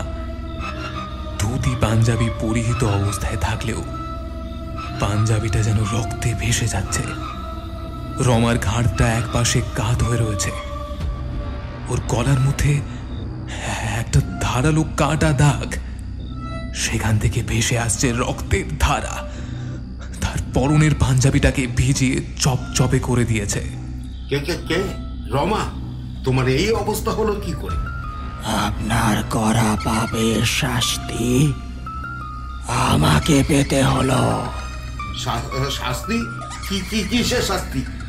আমি কোনো পাপ করি? এই কে আছিস? কবরেজকে খবর দে। আপনার কথা কেউ শুনতে পাবে না। জমিদার বাবু এবারে অবাক হয়ে দেখলেন বিছানার অন্য পাশে তার স্ত্রী নিশ্চিন্তে ঘুমিয়ে রয়েছেন। তিনি বিশ্বাসই করতে পারছেন না এরকম কোনো ঘটনা যে ঘটতে পারে। হাত দিয়ে চোখটাকে কচলাতে শুরু করলেন। প্রথমে ভেবেছিলেন যে নিশ্চয়ই কোনো স্বপ্ন দেখছেন, কিন্তু কচলানো শেষে আবার চোখ খুলতেই দেখতে পেলেন সামনে দাঁড়িয়ে রয়েছে রমার সেই বিভৎস চেহারা। জমিদার বাবু এবারে নিজের মনকে শক্ত করে নেওয়ার চেষ্টা করতে শুরু করলেন। পুরো ঘটনাকে নিজের আয়ত্তে আনার জন্য সন্তর্পণে বিছানার পাশের দিকে সরতে শুরু করলেন। এবার তড়িৎ গতিতে বালিশের নিচে থাকা দোনলা বন্দুকটা বের করে সোজা তাক করলেন রমার দিকে। তুই কি ভেবেছিস এইভাবে সেজে এসে আমাকে ভয় দেখাবি? এসব ছেঁদো বহু রূপে আমি পায়ের তলায় রাখতে পছন্দ করি। তাই নাকি জমিদার রাধাকান্ত মজুমদার? তাই এবারে কি করতে চাইছিস? নিজের ছেলেকেই মেরে ফেলবি? তুই আমার ছেলে কিছুতেই হতে পারিস না। ওর শরীরে আমার রক্ত বইছে। তাহলে একবার গুলি চালিয়েই দেখ না কি হয়। তুই কিন্তু আমার রাগ চিনিস না। ভালো চাস তো বলছি চলে যা এখন এই ঘর থেকে। কিন্তু রমার কোনো রূপ পরিবর্তনের ইচ্ছে না দেখে এবারে সরাসরি গুলি চালিয়ে দিলেন জমিদার বাবু। চালিয়ে দ্বিতীয়বারের জন্য অবাক হয়ে পড়লেন তিনি। গুলিটা রমার শরীরের মধ্যে পারাপার হয়ে গেল, কিন্তু ওর কিচ্ছু হলো না। জমিদার বাবু বিস্ময়ে হতবাক হয়ে গেলেন, কিন্তু ততক্ষণে অট্ট হাসিতে ফেটে পড়েছে রমা। তুই আমার কিচ্ছু করতে পারবি না জমিদার। রমার এহেন গলা শুনে এবারে ভয়ে বুকটা আবার কেঁপে উঠল। সামনে দাঁড়িয়ে থাকা অবয়বটা যেন কোনো মানুষের নয়, সেটা তিনি বিলক্ষণ বুঝতে পেরে গিয়েছেন। কি করবেন কিছুই বুঝে উঠতে পারছেন না। ঠিক সেই সময়ে রমার অবয়বটা নিমেষের মধ্যেই মাটি থেকে উপরের দিকে উঠতে শুরু করেছে। তার সাথে তার রূপ পরিবর্তন হয়ে গিয়েছে মহিমের চেহারায়। এবারে সে মহিমের কণ্ঠে বলতে শুরু করলো, হুজুর, আমি তো আপনার কথা মতোই প্রজাদেরকে মেরে গুম করে ফেলতাম। তাহলে কেন আপনার পাপের শাস্তি আমাকে পেতে হলো? এই দৃশ্য দেখে নিজের বাক শক্তি হারিয়ে ফেলেছেন জমিদার বাবু। তিনি প্রায় আতঙ্কের সাথে চিৎকার করে বলতে শুরু করলেন, না না, এ কিছুতেই হতে পারে না। তুই তো মরে গেছিস, তাহলে তুই ফিরে এলি কি করে? হুজুর, আমি তো আপনার জন্যই মরেছি, তাই শেষবারের মতো দেখা করতে এলাম। চলে যা, তুই চলে যা এখান থেকে। এখন আমার কাজ ফুরিয়ে গেছে বলে এইভাবে দূরে সরিয়ে দিতে চাইছেন? আমি কিন্তু আপনার নুন খেয়েছি, এইভাবে আপনাকে একা ফেলে চলে যেতে পারবো না। না না, তুই চলে যা মহিম, চলে যা। জমিদার বাবুর করুণ আবেদন শুনে নিমেষের মধ্যেই আবার সেই অবয়ব ভয়ঙ্কর অট্ট হাসিতে ফেটে পড়ল। সেই হাসির দমকে জমিদার বাবুর তখন প্রাণ যায় যায় অবস্থা হয়ে দাঁড়িয়েছে। কিন্তু সেই অবস্থায় দাঁড়িয়ে জমিদার বাবু বলে চললেন, দেখ মহিম, এটা সত্যি যে আমি তোদের আদেশ করেছিলাম ওই লোকগুলোকে গুম করতে। আমার সাথে তোরা সমানভাবে দোষের ভাগীদার। আর মনে নেই কাজের পর কিভাবে আমার কাছ থেকে কর করে টাকাগুলো গুনে নিয়েছিলে? তাহলে আজকে এই পাপ পুণ্যের প্রশ্ন আসছে কোথা থেকে? জমিদার বাবুর কথা শুনে সেই অবয়ব এবার তারও স্বরে চিৎকার করে বলে উঠল, ওরে নরাধম, আর কত টাকা চাই তোর? এইভাবে আমার মতন গরিব মানুষকে টাকার লোভ দেখিয়ে একের পর এক মানুষ খুন করেছিস, তেমন লালসা মেটেননি। দেখ দেখ আজকে তোর কি হাল করি। কথাটা বলেই মহিমের সেই ভয়ঙ্কর অবয়ব জমিদার বাবুর দিকে তীর বেগে এগিয়ে আসতে লাগলো। সেই দেখে উনি কোনো রকমে আবার দোনলা বন্দুক বের করে তার দিকে গুলি চালানোর বৃথা চেষ্টা করতে লাগলেন। কিন্তু তার আগেই দেখতে পেলেন মহিমের অবয়বটা তার মুখের ঠিক সামনে এসে হাজির হয়েছে। গেঞ্জি আর কাপড়ে কাদা ও রক্ত মাখা, ঠোঁট থেকে চিবুক বেয়ে ফোঁটা ফোঁটা রক্ত গড়িয়ে পড়ছে। চোখ দুটোকে কেউ যেন খুবলে নিয়েছে। ঠোঁটের পাশ থেকে গড়িয়ে রক্ত এতক্ষণে শুকিয়ে গিয়েছে। সেই দেখে ভয় পেয়ে জমিদার বাবু চিৎকার করে উঠলেন। আচমকা গিন্নিমায়ের ধাক্কায় ঘুমটা ভেঙে গেল জমিদার বাবুর। উনি দেখতে পেলেন যে নিজের বিছানায় শুয়ে আছেন, আর তার পাশেই গিন্নিমা ঘুম থেকে উঠে উদ্ভ্রান্তের মতো বসে আছেন। কি হয়েছে গো আপনার? এমন করছেন কেন? হ্যাঁ, কি হয়েছে আপনার? এবারে জমিদার বাবু নিজের স্বভাব সিদ্ধ ভঙ্গিতে স্ত্রীকে ফুৎকারে উড়িয়ে দিয়ে বললেন, গিন্নি, মেলা ফ্যাচ ফ্যাচ করছো কেন? একটা বাজে স্বপ্ন দেখছিলাম, সেই কারণে অমল করছিলাম। ওসব নিয়ে তোমাকে ভাবতে হবে না, ঘুমিয়ে পড়ো। আপনি ঠিক বলছেন তো জমিদার বাবু? অন্য কিছু হয়নি তো আপনার? হ্যাঁ, কথা একবার বললে তোমার কানে যায় না? বললাম তো শুয়ে পড়ো। জমিদার বাবুর কথা শেষ হতে না হতেই গিন্নিমা অন্য পাশ ফিরে শুয়ে পড়লেন। কিন্তু জমিদার বাবু কিছুতেই ঘুম আসতে চাইল না। তার মাথার মধ্যে ঘুরে বেড়াতে লাগলো সেই ভয়ঙ্কর স্বপ্নের কথা। যদি সত্যি মহিমের আত্মা এরকম ভাবে তার উপরে আবার চড়া হয়, তাহলে এই বিষয় সম্পত্তি কে দেখবে? এইসব ভাবতে ভাবতে তার মাথার মধ্যে একটা বুদ্ধি এলো। তিনি মনে মনে ঠিক করলেন তার তান্ত্রিক গুরুদেবকে একবার এই বাড়িতে নিয়ে এসে পুজো অর্চনা করতে হবে। তবে তার আগে অবশ্যই খোকার বিয়ের ব্যবস্থাটা পাকা করে ফেলতে হবে। বিক্রমপুরের জমিদার বাড়ির সাথে একবার যদি আত্মীয়তার সম্পর্ক তৈরি করা যায়, তাহলে বৌমার সাথে সাথে উপঢৌকনও খুব একটা কম আসবে বলে মনে হয় না। এই সব ভাবার সাথে সাথেই তার মাথার মধ্যে ঘুরে বেড়াতে লাগলো বিক্রমপুরের জমিদার বাড়ির দখলের অসৎ উদ্দেশ্য। পরের দিন সকাল হতে না হতেই রমার ঘুম যখন ভাঙল, তখন সে বিছানার উপরে ধর্মর করে উঠে বসল। নিজের প্রেয়সীকে তাহলে স্বপ্নেই কাছে পেয়েছিল, এই কথাটা মনে হতেই আপন মনেই হেসে উঠল সে। বিছানার উপরে বসে ওইভাবে আপন খেয়ালে হাসতে দেখে গিন্নিমা সকালে চায়ের কাপ নিয়ে এসেও থমকে দাঁড়িয়ে গেলেন। ছেলের মনের মধ্যে প্রেমের নতুন কুড়ি উৎকিরণ করেছে। সেইভাবে খুশি হওয়ার সাথে সাথেই মনে পড়ে গেল গতকাল সন্ধেবেলার কথা। জমিদারবাবু তো পরিষ্কারভাবে জানিয়ে দিয়েছেন যে রমার বিয়ে হবে বিক্রমপুরের জমিদারের একমাত্র মেয়ের সাথে। এই খবরটা রমা জানতে পারলেও একেবারেই ভেঙে পড়বে।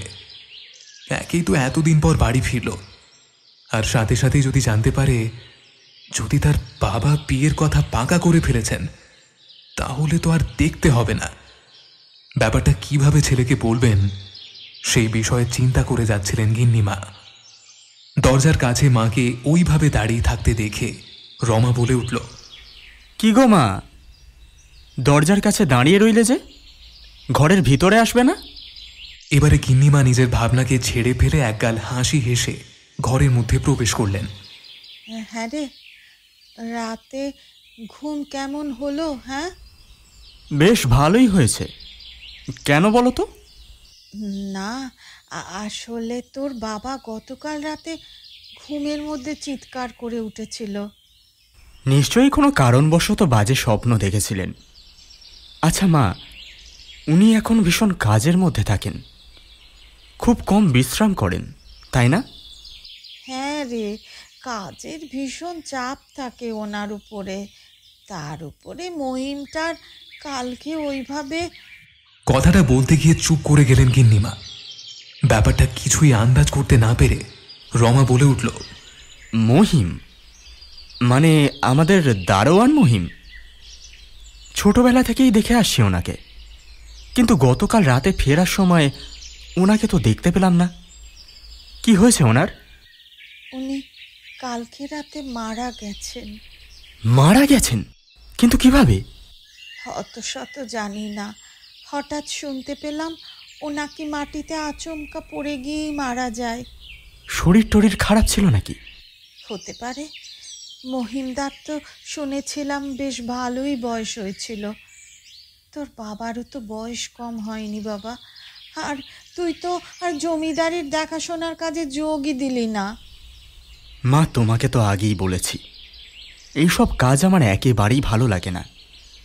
তারপরেও কেন এই কথাগুলো বলছো আমি তো কিছুই বুঝতে পারছি না। ওসব তুই বুঝবি না, উনি তো আমার স্বামী। আচ্ছা, ও এইসব কথা বাদ দে, একটা জরুরি কথা আছে তোর সঙ্গে। জরুরি কথা? বলো, কি বলবে? তুই দেখেছিস কি না জানি না, বেশ অনেক দিন ধরেই একখানা থালা অযত্নের মধ্যে রান্নাঘরে পড়ে রয়েছে। থালা? এসব কি বলছো মা তুমি? হ্যাঁ রে বাবা, শুধু থালাই নয়, সেই বিয়ের সময় পাওয়া সীতাহার, সেটাও অবহেলায় পড়ে রয়েছে। এমনকি মানতাসাটাও ওইভাবে পড়ে রয়েছে। মায়ের কথায় হেয়ালি বোঝার ক্ষমতা রমার ছিল বলে তার মুখের মধ্যে ছড়িয়ে পড়তে লাগলো লজ্জার আভা। সেটা দেখে গিন্নিমা আবার বললেন, কালকে তোর বাবার সাথে কথা বলতে গিয়েছিলাম বকুলের ব্যাপারে, কিন্তু আমার কিছু বলবার আগেই উনি বিক্রমপুরের জমিদারের সাথে তার একমাত্র মেয়ের বিয়ে ঠিক করে ফেলেছেন। কি বলছো মা তুমি? ওই মেয়েকে বিয়ে করা আমার পক্ষে কোনো মতেই সম্ভব নয়। তুমি বাবাকে বকুলের ব্যাপারে জানাওনি কেন? তোর বাবা কি পরিমাণ রাগী মানুষ তুই জানিস না নাকি? উনি রাগী বলে যা খুশি তাই করবেন, আর তুমি সেটা মা হয়ে কোনো রকম প্রতিবাদ করবে না? ছেলের সাথে যাই হয়ে যাক না কেন, তাতে তোমাদের কিছুই এসে যায় না, তাই তো? কথাটা শেষ করে রমা উঠে পড়ল বিছানা থেকে। চাটা অবধি মুখে না তুলেই এগিয়ে গেল পাশে থাকা আলনার দিকে। সেখান থেকে পাঞ্জাবিটা গলাতে লাগলো। পেছন থেকে গিন্নিমা বলতে লাগলেন, যাস না খোকা, যাস না, আমার কথাটা একটু শোন। এবারে থমকে দাঁড়ালো রমা। তারপর মায়ের দিকে ঘুরে দাঁড়িয়ে বলল, বাবাকে বলে দিও তার বৌমাকে আনতে চললাম। আর একটা কথা মগজে ঢুকিয়ে নাও, আমি বিয়ে করলে বকুলকেই করব, নচেত কাউকে নয়। কথাটা বলেই হন হন করে ঘর থেকে বেরিয়ে গেল রমা। আর সেদিকে হাঁ করে চেয়ে রইলেন গিন্নিমা। রমার স্বভাব একেবারেই তার বাবার মতোই হয়েছে, তবে নিজের ভালোবাসাকে সে কিছুতেই হারিয়ে ফেলতে চায় না।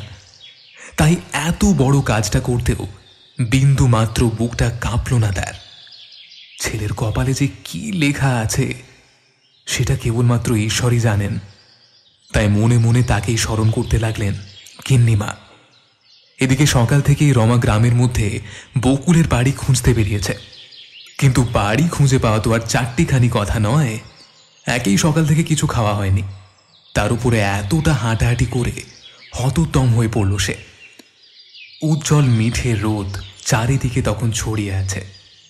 বর্ষার পরিপুষ্ট গাছে আর আগাছার জঙ্গলে যেন পার্থিব জীবনের ছড়াছড়ি। রাজুদের বাড়ির পেছনে ডোবাটি কচুরি পানায় আচ্ছন্ন।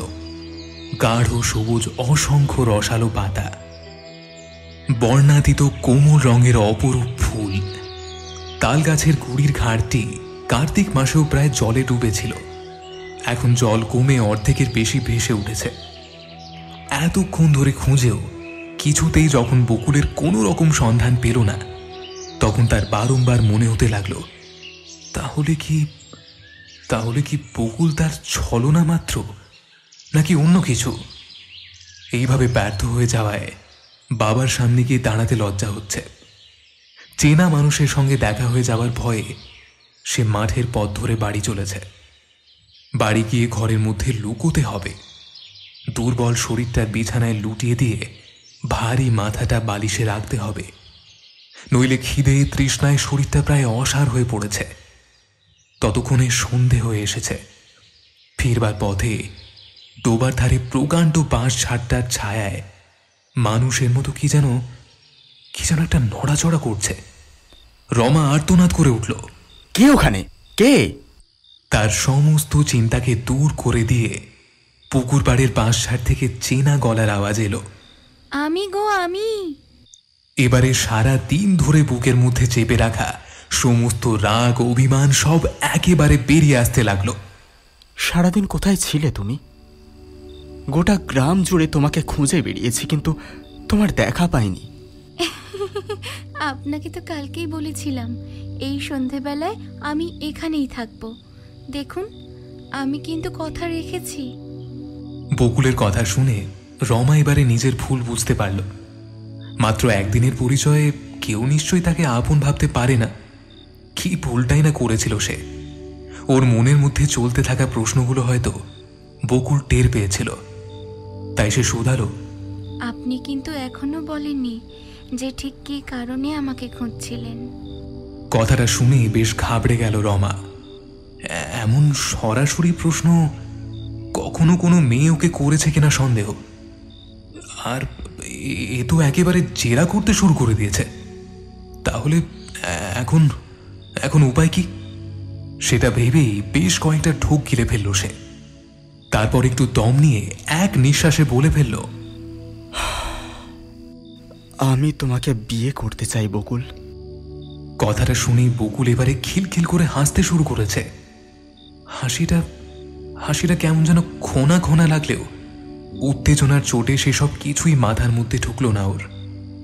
হাসি কোনো রকমে থামিয়ে বকুল ফের বলা শুরু করলো, কিন্তু আমি আপনার ব্যাপারে তো কিছুই জানি না, আর আপনিও তো আমার ব্যাপারে সম্পূর্ণভাবে অজ্ঞ। আমি কিন্তু কালকে সব কিছুই বলেছিলাম, হয়তো ভুলে গিয়েছ। তাই আবার বলছি, আমার নাম শ্রী রমাকান্ত মজুমদার। পিতার নাম শ্রীযুক্ত রাধাকান্ত মজুমদার। উনি এই গ্রামের জমিদার। আমি অবশ্য এখানে কলকাতা থেকে পড়াশুনো করে এসেছি। ইচ্ছে আছে ওখানেই ব্যবসা করব। বাবার জমিদারি আছে ঠিকই, কিন্তু ওই বিষয়ে আমার বিন্দু মাত্র আগ্রহ নেই। আচ্ছা, তুমি আমার সাথে কষ্টে শিষ্টে সংসার করতে পারবে না? কেন পারবো না? নিশ্চয়ই পারবো। তবে আমার একখানা শর্ত আছে। তোমার সব শর্ততেই আমি রাজি। এবারে বলো, কি তোমার শর্ত? ভেবে চিন্তে কথাটা কেন বলেন না আপনি? কথা যখন একবার দিয়েছি, তখন যে করেই হোক সব কথা রাখবো। এই সিঁদুর দিয়ে এক্ষুনি আমার সিঁথিতে পরিয়ে দিন। কথাটা বলেই এক টুকরো কাগজের মধ্যে রাখা খানিকটা সিঁদুর এগিয়ে দিল রমার দিকে। এতক্ষণ ধরে রমা ভেবে যাচ্ছিল না জানি তার শর্ত কি হবে, কিন্তু সামনে থাকা সিঁদুর দেখেই বুকের ভেতর থেকে একখানি পাহাড় সমান চিন্তা দূর হয়ে গেল যেন। সে এবারে কাঁপা কাঁপা হাতে এক চিমটে সিঁদুর নিয়ে বকুলের মাথায় পরিয়ে দেওয়ার আগে একবারের জন্য থমকে গেল। ততক্ষণে বকুল চোখ বন্ধ করে ফেলেছে, কিন্তু তখনও সিঁদুর না পরিয়ে হাঁ করে ওর মুখের দিকে তাকিয়েছিল রমা। সেই কারণে ও চোখ খুলতে দেখতে পেল মুগ্ধ চোখে ওর দিকে তাকিয়ে রয়েছে রমা। কি গো, সিঁদুর পরাবে না? বকুলের কথায় নিজের সম্বিত ফিরে পেল রমা। তৎক্ষণাৎ ওর মাথায় পরিয়ে দিল এউতির চিহ্ন স্বরূপ সিঁদুরের রেখা। আকাশে সেই সময়ে বিদ্যুতের ঝলক দেখা যেতে রমা দেখতে পেল তার পরিণীতাকে। এবারে তার গান্ধর্ব মতে বিয়ে করা স্ত্রীকে নিয়ে বাড়ি ফিরবার কথা। সেই মতো বকুলের টান হাতটা ধরতেই চমকে উঠল। এমন এমন হিমশীতল হয়ে রয়েছে কেন? এরপরে নিজেই ভাবল, এতক্ষণ ধরে পুকুরের ধারে রয়েছে, তাই হয়তো এরকম ঠান্ডা হয়ে রয়েছে। তাই আর বিন্দু মাত্র চিন্তা না করে হন হন করে এগিয়ে যেতে লাগলো বাড়ির উদ্দেশ্যে। বকুলের হাতটাও ধরে রেখেছে ঠিকই, কিন্তু বারংবার তার পেছনে তার পানে চাইতেই মন চাইছে ওর। সেই মতো বেশ কয়েকবার পেছন পানে তাকাতে গিয়ে আর একটু হলে হোঁচট খেয়ে উল্টে পড়ত। তখন মৃদু হেসে বকুল বলল, আমি তো তোমার সাথেই আছি, এতবার পিছন পানে চেয়েও না, তাহলে আবার উল্টে পড়বে। স্ত্রীর কথা শুনে রমা বেশ লজ্জায় পেল। আনন্দের আতিশয্যে ও যে এমন একটা কাণ্ড করে বসেছে সেটা ওর নিজেরই খেয়াল নেই। হাঁটতে হাঁটতে কখন যে বাড়ির কাছাকাছি এসে পৌঁছে গিয়েছে সেই দিকেও তার খেয়াল নেই। কিন্তু নববধূকে ওরকম ভাবে আনতে দেখে বাড়ির কাজের লোকেরা অবাক হয়ে ওদের দিকে চেয়েছিল। দেউড়ির কাছে পৌঁছতেই দেখতে পেল জমিদার বাবু ততক্ষণে তার দোনলা বন্দুক বাগিয়ে দাঁড়িয়ে আছেন। তাকে আটকানোর শত চেষ্টা করে যাচ্ছেন গিন্নিমা, কিন্তু নববধূকে দেখে জমিদার বাবুর হাত যেন অজান্তেই নেমে এলো নিচের দিকে। তার মুখের মধ্যে এসে ভিড় করেছে একরাশ ঘন কালো মেঘ। তিনি রীতিমতো আতঙ্কে কাঁপতে শুরু করলেন। একবার পালিয়ে যাওয়ারও চেষ্টা করলেন, কিন্তু মাটির মধ্যে তার পা যেন কেউ বসিয়ে দিয়েছে। কোনো রকমে বলে উঠলেন, এ তুই কাকে বিয়ে করেছিস খোকা? ও যে মানুষ নয়, ও তো ভূত। কথাটা শুনে চমকে উঠল সেখানে উপস্থিত সকলেই। সব থেকে বেশি আশ্চর্য হলো রমা নিজে। সে তো ভাবতেই পারেনি যে তার বিয়ে করা বউয়ের সম্পর্কে এমন কথাও তার বাবা বলতে পারলেন কি করে। ওর মুখের মধ্যে অস্বীকারের চিহ্ন দেখে এবারে জমিদার বাবু আর নিজেকে ধরে রাখতে পারলেন না, দেউড়িতেই বসে পড়লেন। তারপরে কোনো রকমে বলতে শুরু করলেন, কোনোদিন ভাবিনি যৌবনে করা পাপ এইভাবে আমার পরিবারটাকে একেবারে শেষ করে দেবে। তখন সবেমাত্র জমিদারিটা আমার নিজের কবজাগত হয়েছে। সেই সময় একদিন কিছু অবাধ্য প্রজাকে সায়স্তা করবার জন্য বেরোতে হয়েছিল, সাথে লেঠেল ছিল। কাজটা সেরে ফিরতে ফিরতে বিকেল হয়েছিল প্রায়। সেই সময় প্রথমবার দেখতে পাই বকুলকে।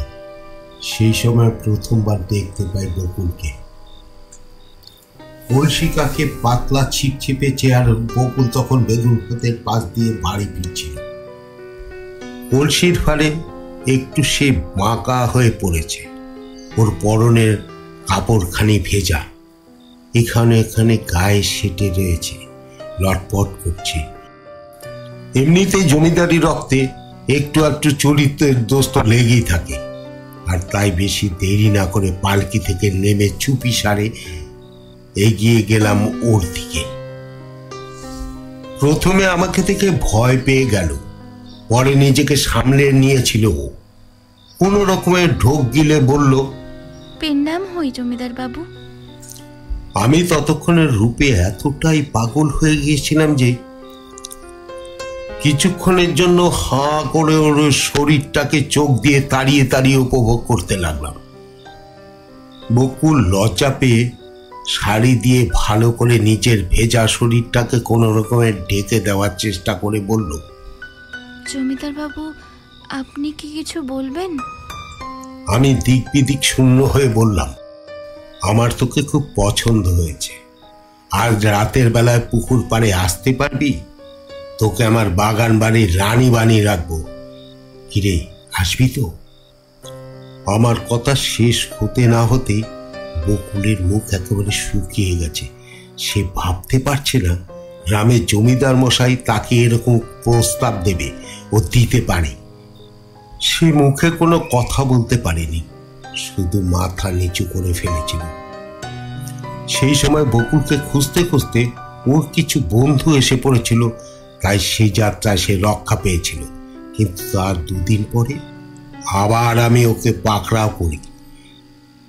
কিছু বুঝবার সুযোগ না দিয়ে বকুলকে পেছন থেকে জড়িয়ে ধরে ওকে আবৃত প্রথমবারের জন্য নষ্ট করবার চেষ্টা করি।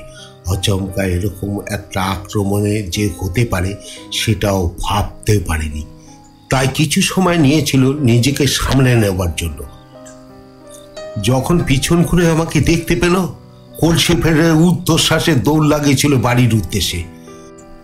দাওয়ায় আস্তিয়ে পড়ে শুরু করলো নিজের আর্তনাদ, একটু চাপা, একটু অস্বাভাবিক সুরে। ভয়ে তার গা কাঁপছিল। সবাই ছুটে এলো, একসঙ্গে সবাই শুধোতে লাগলো। কি হয়েছে? বউকে জড়িয়ে ধরে বউকে জুড়ে দিল কান্না। মাগো, আমাকে বাঁচাও। আমি কতবার বলেছি একলাটি ঘাটে যেতে ডর লাগে, কেউ তো যাবে না সাথে, নইলে কি ওই পোড়ার মুখো জমিদার বাবু। সেই সময় আমার এক বিশ্বস্ত লেটেলকে পাঠিয়েছিলাম সেখানকার খবর নেওয়ার জন্য। সেই জানিয়েছিল যে বকুলের কথা শুনে সবাই একসাথে চুপ মেরে গেল। ইতিমধ্যেই পাশের দুবাড়ির মেয়ে পুরুষরা ছুটে এসেছিল। তারাও হঠাৎ চুপ মেরে গেল জন্ম বোবার মতো। কেউ ভাবতে পারছে না যে আমি এরকম একটা কাজ করতে পারি। একদিকে আমার মান সম্মান, আর একদিকে বকুলের যৌবন। শেষমেশ সিদ্ধান্ত নিলাম বকুলের বাবাকে বাধ্য করবে গ্রাম ছাড়া করতে।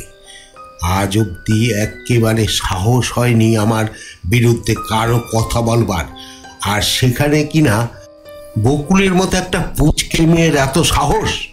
তাই বকুলের মায়ের নামে রটিয়ে দিলাম সে গ্রামের মধ্যে বেশ্যাবৃত্তি করে চলেছে। আর সাথে সাথে বকুলের বাবার নামে মিথ্যা চুরির অপরাধের দোষী সাব্যস্ত করে দিলাম। তারপর মহিমকে দিয়ে পুরো পরিবারটাকে জ্যান্ত পুড়িয়ে দিয়েছিলাম। তারপর ওদের বাঁশবাগানে পুঁতে দিয়ে গ্রামে রটিয়ে দিয়েছিলাম। অপবাদের হাত থেকে বাঁচতে আগুন লেগে তারা নিজেরাই মরে গেছে। বড় অন্যায় করে ফেলেছি, আমায় ক্ষমা করে দে মা, তোর দুটি পায়ে পড়ি বকুল। এবারে জমিদার বকুলের দিকে চাইতেই দেখতে পেলেন সে তার আসল রূপে ফিরে এসেছে। বকুলের সারা শরীরে পুড়ে যাওয়ার চিহ্ন বিদ্যমান, মুখের এক পাশটা ঝলসে গিয়েছে। রমা অবাক চোখে দেখতে লাগলো তার স্ত্রীরূপী বকুলকে। এমন বিভৎস চেহারা হলেও ওর মুখের মধ্যে বিন্দুমাত্র ঘৃণা নেই, বরং রমা দুঃখে কাতর হয়ে পড়ল সত্যিটা জানতে পেরে। এবারে দেখতে দেখতে জমিদারের বাম পাশে পক্ষাঘাত হয়ে পড়ল। সাথে সাথে তিনি মাটিতে লুটিয়ে পড়লেন। প্রথমবারের জন্য কেউ তার দিকে এগিয়ে গেল না সাহায্য করার জন্য। ধীরে ধীরে বকুলের শরীরটা বাতাসের মধ্যে মিলিয়ে যেতে লাগলো। এই প্রথমবারের জন্য জমিদার পুত্র হিসেবে নিজের দায়িত্ব শেষবারের মতো পালন করল রমা। আজ থেকে এই জমিদারির সমস্ত আয় প্রজাদের মধ্যে বিলিয়ে দেওয়া হবে। এই বাড়ির কোনো রকম অন্ন আমি আর গ্রহণ করব না। সমস্ত কর্মচারীদেরকে তাদের বেতন দিয়ে দেওয়া হবে। তারপরে মায়ের দিকে ফিরে বলল, মা, তুমি এক্ষুনি আমার সাথে কলকাতায় যাবে, আর কোনো দিন এখানে ফিরে আসবে না।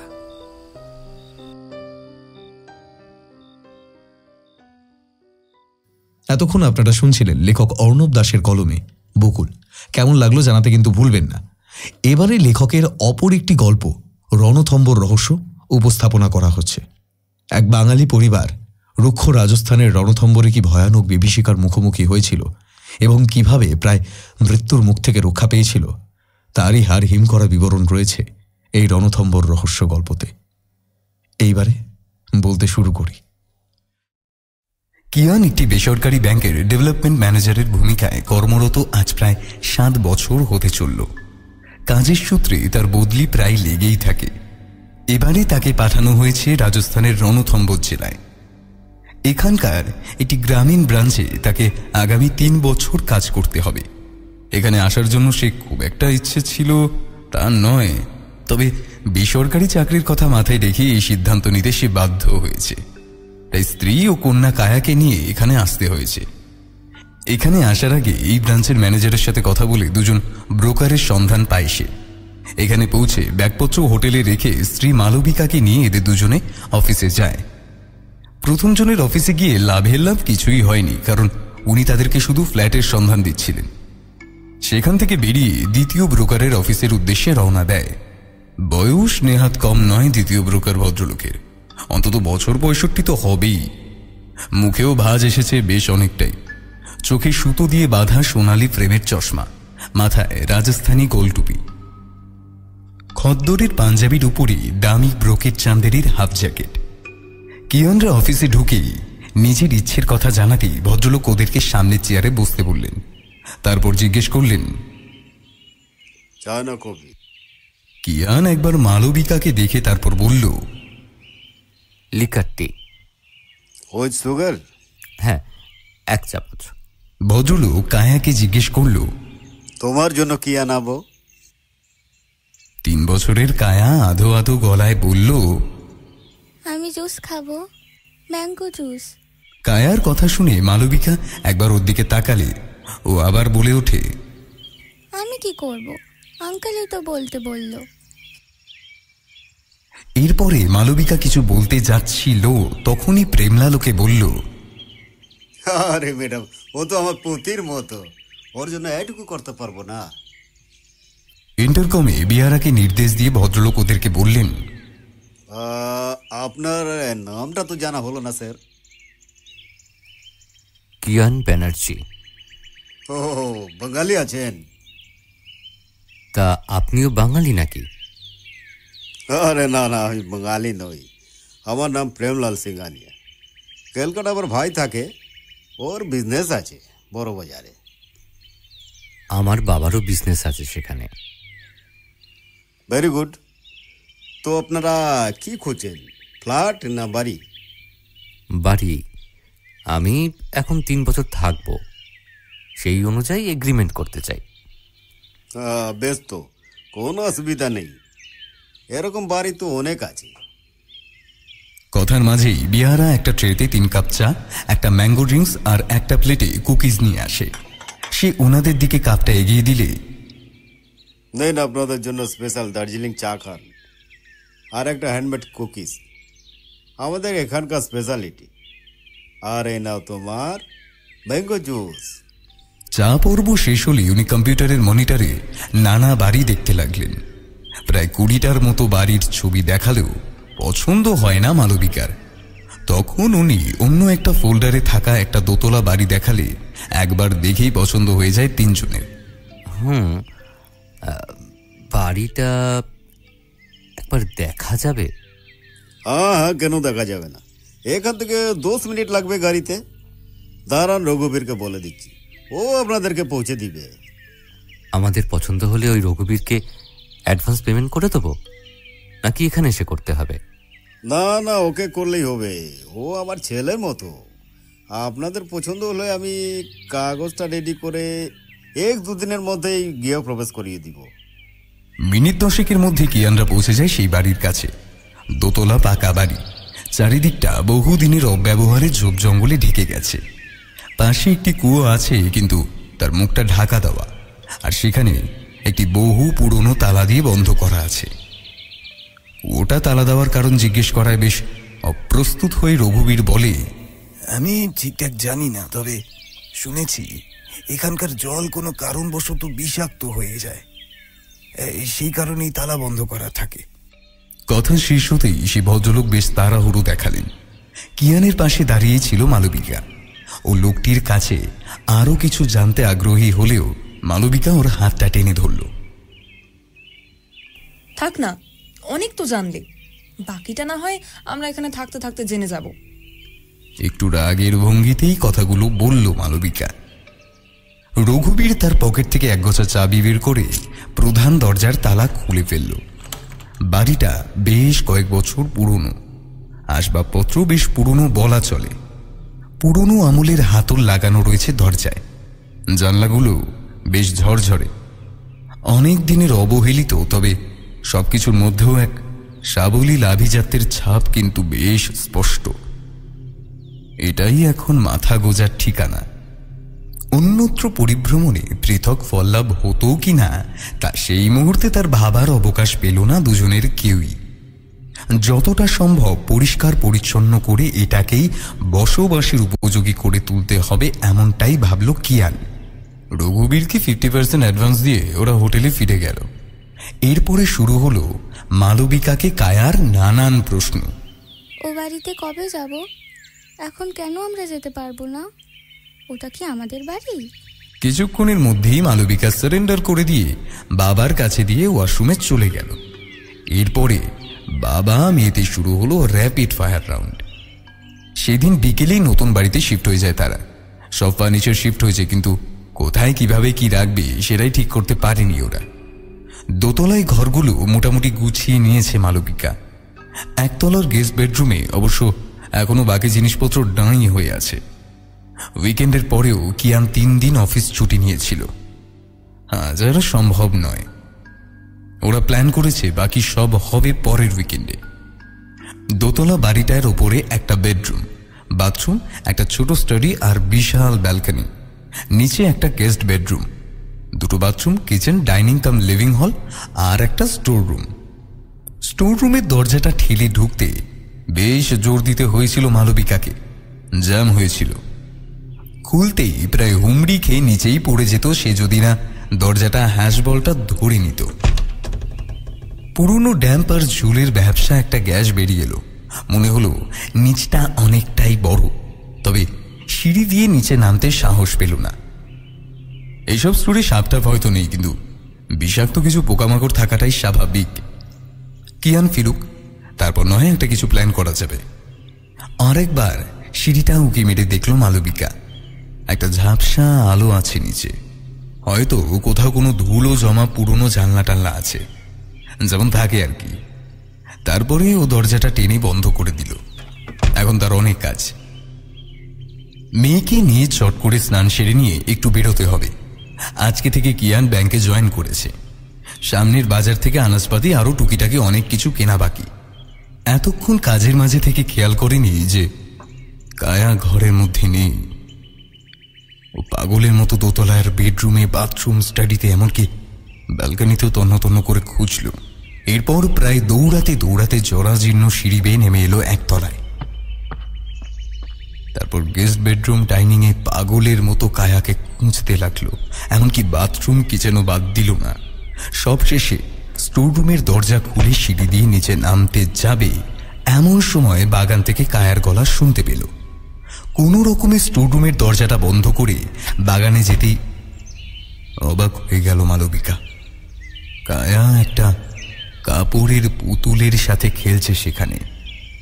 পুতুলটার চুলগুলো প্রায় উঠে গেছে, পরনের পোশাকটাও শতাধিক নোংরা। একটা চোখ কবে যে বেরিয়ে গেছে তার কোনো ইয়ত্তা নেই। মালবিকা পিছন থেকেই বলল, কায়া, কি করছো কি তুমি? মায়ের আওয়াজ শুনে ঘাড় ঘুরিয়ে একগাল হাসি হেসে বলতে শুরু করলো, রাধার সাথে গল্প করছি। মালবিকা হাসতে হাসতে ওকে জিজ্ঞেস করলো, ওর নাম যে রাধা সেটা তুই কি করে জানলি? ও তোকে বলেছে? হ্যাঁ মা। কি কি বলেছে? ওর বাবা মায়ের সাথে ওইদিকে থাকতো। তাই নাকি? ওর বাবা মার নাম কি? ওর বাবার নাম হরিচরণ আর মা গঙ্গা। রাধা এখন থেকে আমার সাথে থাকবে, আমার বেস্ট ফ্রেন্ড হয়ে থাকবে। হ্যাঁ মা। থাকতে পারে, কিন্তু ওর জামা কাপড় যে নোংরা হয়ে গেছে, আমি চেঞ্জ করে দেব, তারপর ও তোমার সাথে থাকবে, কেমন? এখন আমরা একটু ঘুরতে যাব। কায়া সোনা, মায়ের সাথে ঘুরতে যাবে তো? বাজার থেকে ফিরে লাঞ্চ সেরে একটু তন্দ্রা মতো এসেছিল মালবিকার। খাটের উপর পাশ ফিরে শুয়েছিল। তন্দ্রার মধ্যেই মনে হলো কায়া ওর বুকের মধ্যে মুখ গুজে জড়িয়ে ধরেছে। একটা মিষ্টি ভালো লাগার অনুভব নিয়ে চোখ বুজে আরো তন্দ্রার মধ্যে ডুবে যেতে চাইল। এভাবেই সন্তানের প্রতি অপত্য স্নেহ ভালোবাসার মধ্যেই যেন বাকি জীবনটা কেটে যায়। আলিঙ্গন ধীরে ধীরে দৃঢ় হচ্ছে। ভালো লাগছে মালবিকার। বুকের মধ্যে কায়ার হৃদস্পন্দন টের পাচ্ছেও। চমকে তন্দ্রা ভেঙে গেল ওর। কায়া কোথায়? কায়া তো এখানে নেই। তাহলে কিন্তু ও তো মেঝেতে পুতুলটাকে নিয়ে খেলছে। সে লাফ দিয়ে উঠে বসল বিছানায়। বিকেলের আলোয় ঘরটা আরো সুন্দর লাগছে। ঘরে ওরা দুজন ছাড়া আর কেউ নেই, অথচ ছিল, এতক্ষণ ছিল। তার সেই আলিঙ্গন এখনো সে অনুভব করছে। সামনের দিকে নাইটিটা এখনো গরম। কেউ নিশ্চয়ই ঢুকেছিল ঘরে, এটা স্বপ্ন নয়। মাথা কাজ করছিল না ওর। এরকম অভিজ্ঞতা তো বহুতই, কিন্তু ছোটবেলা থেকেই তার মতো ডাকাবুকু মেয়ের ভূতের ভয় ছিল না। কিন্তু আজ তার সব হিসেব গুলিয়ে দিয়েছে। বিছানা ছেড়ে নামলো মালবিকা। কুচকে যাওয়া নাইটিটাকে ঠিক করে নিল। কিয়ানকে একবার জানানো দরকার। না, কিয়ানকে ফোন করে ব্যস্ত করার মতো এখনো কিচ্ছু ঘটেনি। সে উপরে সিঁড়ির মুখ থেকে স্পষ্ট দেখতে পেল নিচের মেন ডোরটা খোলা। মানে যে ভয়টা করছিল ঠিক তাই, ওদিক থেকে কেউ ঢুকেছে বাড়িতে। সিঁড়ি দিয়ে নামার সময় নিচে কোনো কিছু অস্বাভাবিক মনে হলো ওর। গোটা বাড়ি তন্ন তন্ন করে খুঁজেও কাউকে পেল না ও। তাহলে কি ওই ভুল করে দরজা খোলা রেখেছিল? হতে পারে, কারণ সারাদিনের পরিশ্রমে খুবই ক্লান্ত হয়ে পড়েছিল সে। কি অবস্থা তোমার? কিভাবে হলো এরকম? ব্যাংকে যাবার সময় দেখেছিলাম যে তুমি তো ঠিকই ছিলে। এর মধ্যে কি হয়ে গেল তোমার? কিয়ানের কথাগুলো এখনো যেন অবদ্ধ ঠেকছে মালবিকার। ওর মন পড়ে আছে অন্যদিকে। কথা বলার শক্তিটাও ধীরে ধীরে ক্ষীণ থেকে ক্ষীণতর হয়ে যাচ্ছে। সারা দুপুর ওর বুক আগলে শুয়েছিল, কিন্তু ঘুম থেকে উঠতেই কায়া মেঝেতে কখন গেল। তাহলে ও কে ছিল? এ কি শুধুই ওর মনের ভ্রম, নাকি অযাচিতভাবে কোনো অশনি নিজের সংকেতে ডানা বাঁধছে? এবার নিজের মনে মনেই গোটা ব্যাপারটা নিয়ে ভালো করে ভাবতে লাগলো মালবিকা।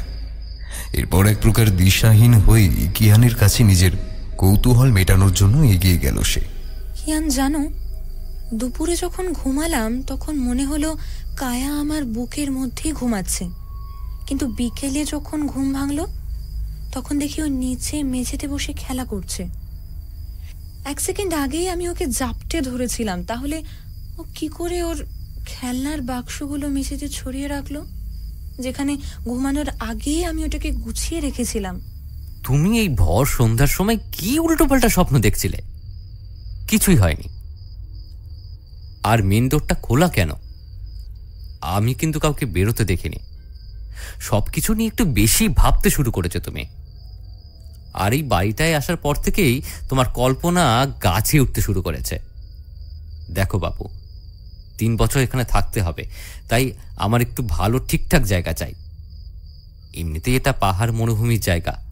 তারপর বাড়িটায় ঢোকার পর তোমার এরকম অদ্ভুত স্বপ্ন দেখা আমার কিন্তু বিশেষ সুবিধের লাগছে না। তেমন হলে না হয় আমরা অন্য কোনো জায়গা দেখব, কি বলো? মালবিকা চুপ করে আছে দেখে কিয়ান পরম যত্নে ওর দু কাঁধে হাত দেয়, তারপর বুকের মধ্যে টেনে নেয়। ভীত সন্ত্রস্ত মালবিকার ওষ্ঠ দুটিতে চুম্বন করে তাকে তার ভালোবাসার জানান দেয় কিয়ান। সারাদিনের ক্লান্তির পরে স্বামীর ভালোবাসা তার মনের মধ্যে উঠতে থাকা নানা প্রশ্নকে সমূলে উৎপাটন করে দিতে থাকে।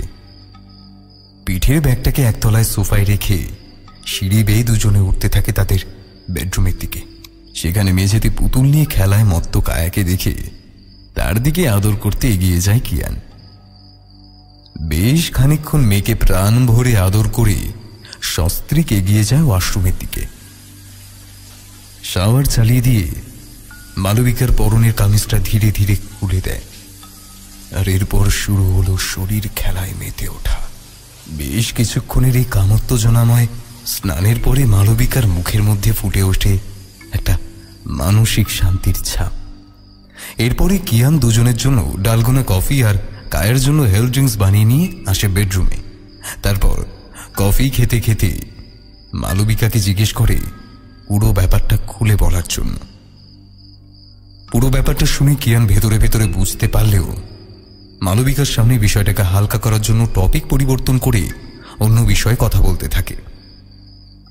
সবশেষে একটা কথা জুড়ে দেয় ও, আরে এগুলো কিছুই না, তোমার মনের ভুল। আমি তো আছি, চিন্তা কিসের তোমার? এরপর প্রায় দিন 7 পেরিয়ে গেছে। মালবিকার কাছ থেকে সেরকম কোনো ঘটনা শোনেনি কিয়ান। আজকে রবিবার বলে মা মেয়েতে মিলে বাবার জন্মদিনের সারপ্রাইজ পার্টির আয়োজন করার জন্য সামনের বাজারে গেছে। কিয়ান বহুদিন পরে টিভিটা চালিয়ে একটা হরর মুভি দেখছে লোকাল চ্যানেলে। ওর বেশ ভালো লাগছিল মুভিটা। হঠাৎ বজ্রবিদ্যুৎ সহ বৃষ্টি নামতেই লোডশেডিং হয়ে গেল। কারেন্ট যায় না বলে কিয়ানরা ঘরে কিছুই রাখে না। জানালাটা খোলা ছিল বলে ঠান্ডা হাওয়া আসছিল। ওর মধ্যে আলসেমির পরিমাণটা বড্ড বেশি, তাই সোফা ছেড়ে উঠে জানালাটা লাগাতে ইচ্ছা করল না ওর। একদিকে ঘরে কারেন্ট নেই, অপরদিকে খোলা জানলা দিয়ে আসা বৃষ্টির ঝাপটায় কিয়ানের চোখটা লেগে গেছিল বোধহয়। হঠাৎ কেমন একটা শীতল হাওয়ার ঝাপটা লাগলো। এমন কনকনে হাওয়া সারা শরীরে একটা শিরশিরে অনুভূতি ছড়িয়ে দিতে লাগলো। ওর এতক্ষণে সোজা হয়ে বসল। লাইটটা জ্বালাতে গিয়ে লক্ষ্য করলো এখনো কারেন্টের কোনো দেখা নেই, তবে বাইরের বৃষ্টির তাণ্ডব কিছুটা কমেছে যেন। হঠাৎ কিয়ানের মনে হলো বাগানের গেট খুলে কেউ যেন এগিয়ে আসছে। তাহলে কি মালবিকারা চলে এলো? কিন্তু ওরা তো বলেছিল একেবারে শপিং করে বিরিয়ানি নিয়ে বাড়িতে ফিরবে। এই বৃষ্টির মধ্যে আসতে গেল কেন? এরকম কাজ তো মালবিকা করে না। তবে কে? হঠাৎ করেই ওর মনে হতে লাগলো যে মেন ডোরের বাইরে কেউ আছে, কিন্তু ওর কনশিয়াস মাইন্ড বলছে সে আসছে, একেবারে কাছে এসে গেছে। দরজায় মৃদু ক্যাচ করে শব্দ হলো, কিন্তু তা কি করে সম্ভব? কিয়ান তো ভেতর থেকে বন্ধ করে দিয়েছিল মালবিকারা চলে যেতে। এবার একটা ভয় ওকে চেপে ধরতে লাগলো। আসলে সোফাটা ছিল মেন ডোরের ঠিক সামনে, এর ফলে কেউ সোফায় বসলে দরজাটা ওর পিছন দিকে হবে। ওর বারবার মনে হচ্ছিল যে ঘাড় ঘোরালেই তাকে দেখতে পাবে। অনাহত সেই আগন্তুক যেন ওর ঠিক পিছনেই দাঁড়িয়ে আছে। ওর শির দ্বারা বেয়ে যেন একটা হেমে এলো স্রোত নেমে গেল। ওর বারবার মনে হতে লাগলো এখান থেকে পালিয়ে যাবার জন্য, কিন্তু কেন জানে না এই মুহূর্তে ওর শরীর অবশ হয়ে গেছে। হঠাৎ করেই পা দুটো বিশাল ভারী হয়ে যেতে লাগলো। ঘাড়ের উপর কারোর গরম নিঃশ্বাস। এলইডি স্ক্রিনে এই আবছা আধারে কার অবয়ব ফুটে উঠেছে? ওকে। এবার এক লাফে কিয়ান এগিয়ে গেল সামনের দিকে। তারপর সেন্টার টেবিল থেকে ছো মেরে ফোনটা তুলে টর্চ জেলে পিছন করতেই হোকারটা। কেউ কোথাও নেই। ফাঁকা ঘরে কিয়ান একই রয়েছে। তবে কি ও স্বপ্ন দেখছিল? নিশ্চয়ই ওই হরর মুভির সাইড এফেক্টস। কিন্তু সোফায় হেলান দেওয়ার জায়গাটা অমন ভিজল কি করে? সেই প্রশ্নের উত্তর পাওয়া এখনো বাকি কিয়ানের। তার উপর মোবাইলের আলোয় ও দেখল দরজা থেকে সোফা অব্দি একটা জলকাদার দাগ। কেউ যেন খালি পায়ে জলকাদা পেরিয়ে এসেছে। দরজাটা ভেজানো ছিল, আর সব থেকে বড় ব্যাপার সেই কাদার দাগ দরজার বাইরেও আছে। ঠিক তখনই কারেন্ট চলে আসায় কিয়ান চটজলদি করে ঘর পরিষ্কার করে নিল, কিন্তু ওর মনের ভেতর একটা খটকা রয়েই গেল। মালবিকারা প্রায় 8:30টার সময় ফিরল। এরপরে কিয়ানকে সামনের ঘরে বসিয়ে রেখে মা মেতে চলে গেল দোতলায়। প্রায় মিনিট 20 পরে সেই ঘরের দরজা বন্ধ করে নিচে নেমে আসার সময় পরে বিরিয়ানি আর চিকেন কষা দিয়ে ডিনার করা হলো। অন্যদিন কায়া এতক্ষণে ঘুমে এলিয়ে পড়ে, কিন্তু আজকে বাবার জন্মদিন বলে এখনো জেগে আছে। ঠিক রাত 12টার সময় আবার লাইট অফ হয়ে যেতেই বুকটা কেঁপে উঠল কিয়ানের। কিন্তু কিছুক্ষণের মধ্যেই ওর সব ভয় কেটে গেল যখন শুনতে পেল কায়ার আধো আধো গলায়, হ্যাপি বার্থডে টু ইউ বাবা। একটা চকলেট কেকের উপর মোমবাতি জ্বালিয়ে মালবিকা ঘরে প্রবেশ করে। তার সাথে কায়া লাফিয়ে লাফিয়ে হাততালি দিতে শুরু করে। মা মেয়ের বার্থডে রাইমস শেষ হলে কিয়ান কেক কাটে। কিছুটা কেক খেয়ে বেশিরভাগটাই রেখে দেয় পরের দিনের জন্য। তারপর শুরু হয় উপহারের পালা। কায়া কিয়ানকে একটা গ্রিটিংস কার্ড আর চকলেটের বড় একটা প্যাকেট দেয়। গ্রিটিংস কার্ডটা খুলতেই কিয়ানের চোখে জল এসে যায়। ওটাতে ও লাল রঙের 2 হাতের ছাপ।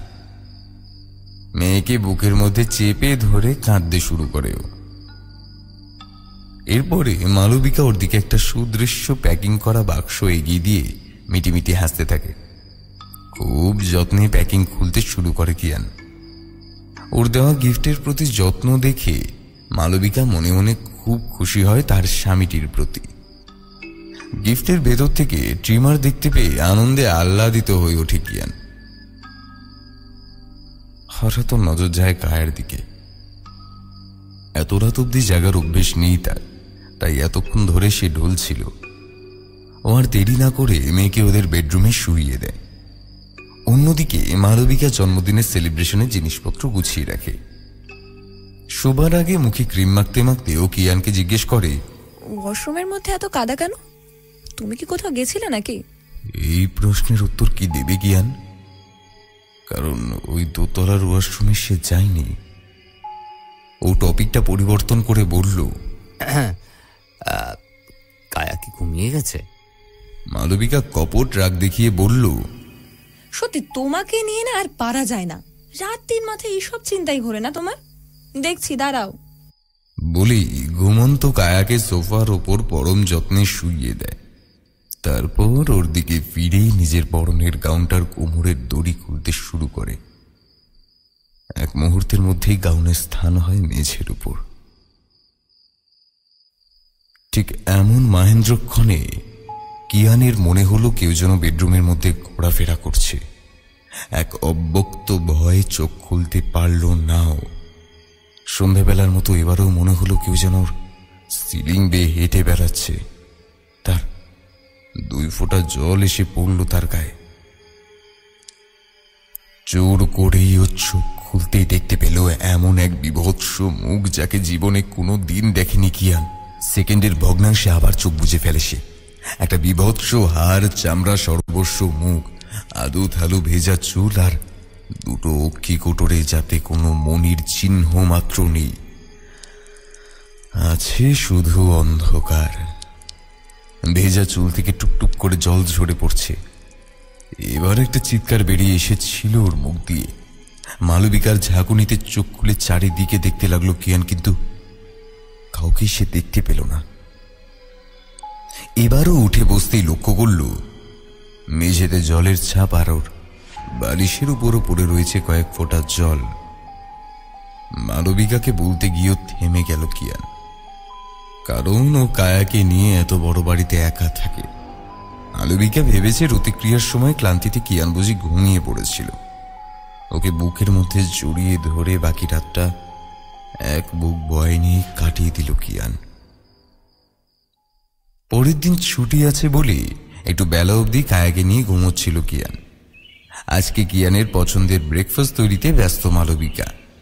সকালের মেনু হচ্ছে লুচি, কাবলি ছোলা আর পায়েস। কাবলি ছোলা আর পায়েসটা ততক্ষণে হয়ে গেছে। ময়দা মাখার সময় ওর মনে হলো কিয়ান যেন ওকে পেছন থেকে ঘাড়ের উপর ফু দিচ্ছে। সেই স্পর্শে আবার ওর শরীরের মধ্যে কামনার আগুন জ্বলে ওঠে। ওকে আর বাড়তে দিলেই কারোর আর লুচি খাওয়া হবে না। তুমি সত্যি পারো। সারাদিন শুধু এই জিনিসটা ছাড়া আর কিছুই চেনো না। না এখন ছাড়ো লক্ষ্মীতে। কায়া দেখতে পেলে কেলেঙ্কারি হয়ে যাবে।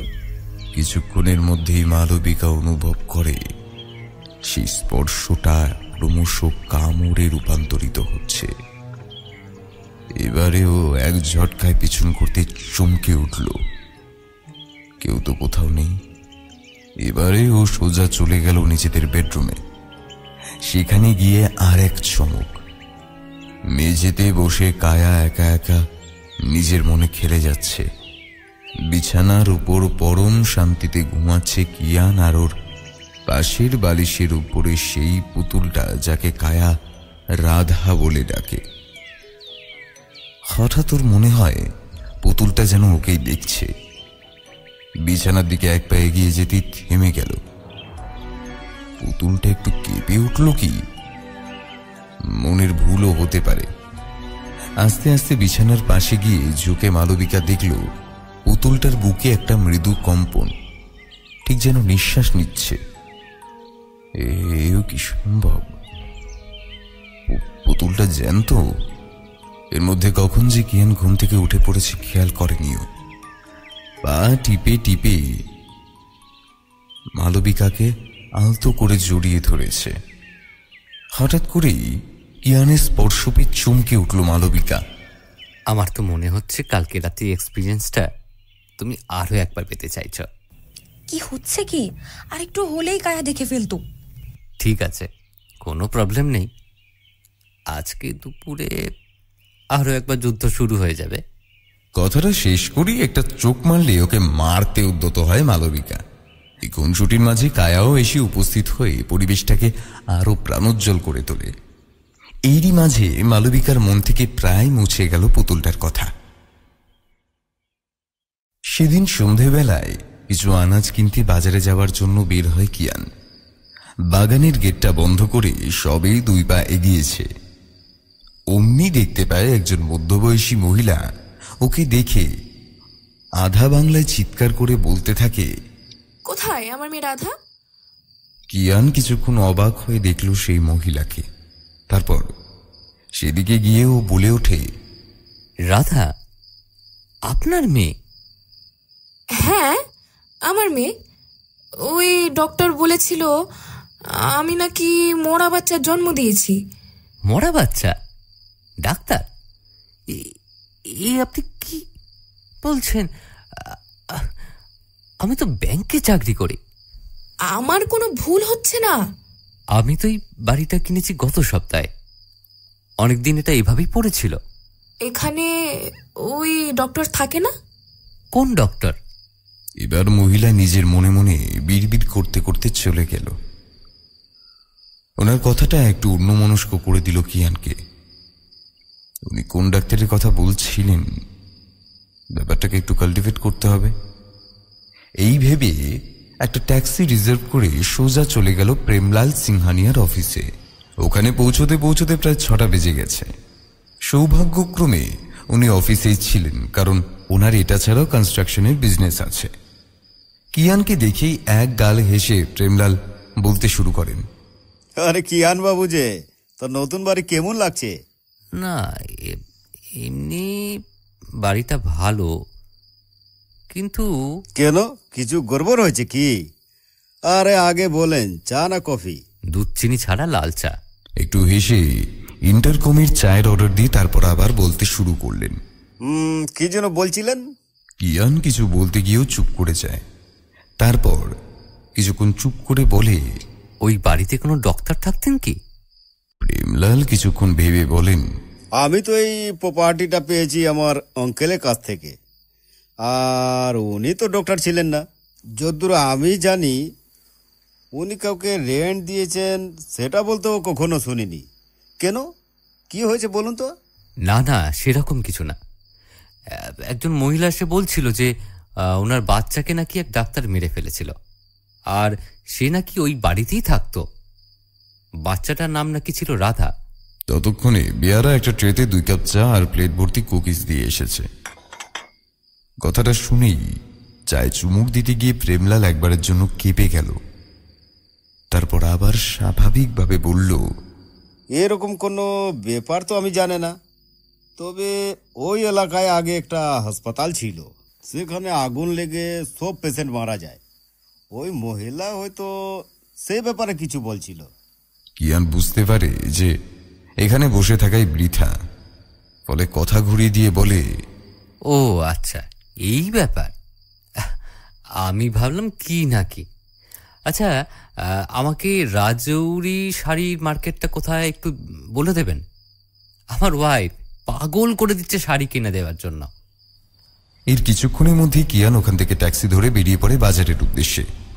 এখানে আসা যাওয়া করতেই অনেকটা সময় নষ্ট হয়েছে। ওদিকে মালবিকা কায়া ঘরে একা আছে। বেশি দেরি করলে ওরা আবার চিন্তা করবে। ট্যাক্সিতে এসি নেই, তাই খানিকটা বাধ্য হয়ে জানলা খুলে দেয় সে। কিছুক্ষণের মধ্যেই সিটের উপর মাথাটা এলিয়ে দেয় সে।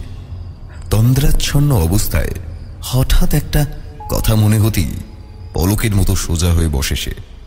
মালবিকা বলেছিল কায়া যে পুতুলটাকে বাগানে পেয়েছিল তার নামও বলেছিল রাধা। পুতুলটার নাম রাধা হতে যাবে কেন? এটার মধ্যে কোনো যোগসূত্র আছে কি? আজকে আর বাজার করা হলো না। বাড়ির কিছুটা কাছেই কিয়ান দেখল যে দুম্মার মাংস বিক্রি হচ্ছে। সেখান থেকে কেজি খানেক মাংস কিনে বাড়িতে ফিরে আসতেই দেখল লোডশেডিং চলছে।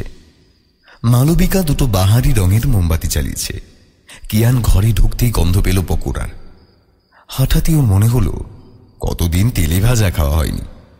কলকাতায় থাকলে এসব নিয়ে চিন্তা করতে হতো না। এক বাটি তেলে মাখা মুড়ির সাথে আলুর চপ, পেঁয়াজি, বেগুনি যেন অমৃত। কিয়ানের খেতে বেশ লাগছিল। অনেকক্ষণ পরে ঘরে একটা পচা সোদা গন্ধ পাচ্ছিল কিয়ান, কিন্তু সেটার উৎস কিছুতেই খুঁজে পাচ্ছিল না সে। বার কয়েক রুম স্প্রে ব্যবহার করেও গন্ধটা গেল না। রান্নাঘরে তখন মালবিকা কিছু বানাতে ব্যস্ত। হঠাৎ ওর ফোনটা বেজে উঠল। মালবিকা কলিং। কিয়ান চমকে উঠে ফোনটা রিসিভ করতেই ওপাশে মালবিকার গলা ভেসে এলো। এই শোনো না, আমি কায়াকে নিয়ে সামনের মার্কেটে এসেছি। তুমি বেরোনোর পর কায়া খুব আইসক্রিম খাবে বলে বায়না করছিল, তাই নিয়ে এসেছি। এই ঘন্টাখানেকের মধ্যেই চলে আসবো। ফেরার পথে তোমার জন্য পকোড়া নিয়ে আসবো, আর রাতে স্পেশাল আলুর পরোটা আর চিকেন রেজালা। রান্নাঘরে ভারী বাসন পড়ল ঝনঝন করে। মোমবাতি দুটো কাঁপতে শুরু করেছে। পচা গন্ধটা এবার সহ্যের সীমা অতিক্রম করে দেয়। কিয়ান এবারে দেখতে পেল রান্নাঘরে একটা ছায়া মূর্তি দাঁড়িয়ে আছে। ও আর এক মুহূর্ত দেরি না করে মোবাইল আর পার্স নিয়ে দরজার বাইরে বেরোতেই যাবে, এমন সময় লক্ষ্য করল মেন দরজার নিচ দিয়ে সাদা ধোয়ার মতো কিছু একটা ঢুকতে শুরু করেছে। এবারে ও লক্ষ্য করলো গোটা ঘরটায় ভরে উঠেছে সাদা ধোঁয়ায়। কিয়ান আর নড়তে পারছে না। পালানো তো অনেক দূরের কথা, ওর পা দুটো যেন কয়েকশো মন ভারী হয়ে গেছে। আস্তে আস্তে সেই ধোঁয়া একটা মেয়ের রূপ নিচ্ছে।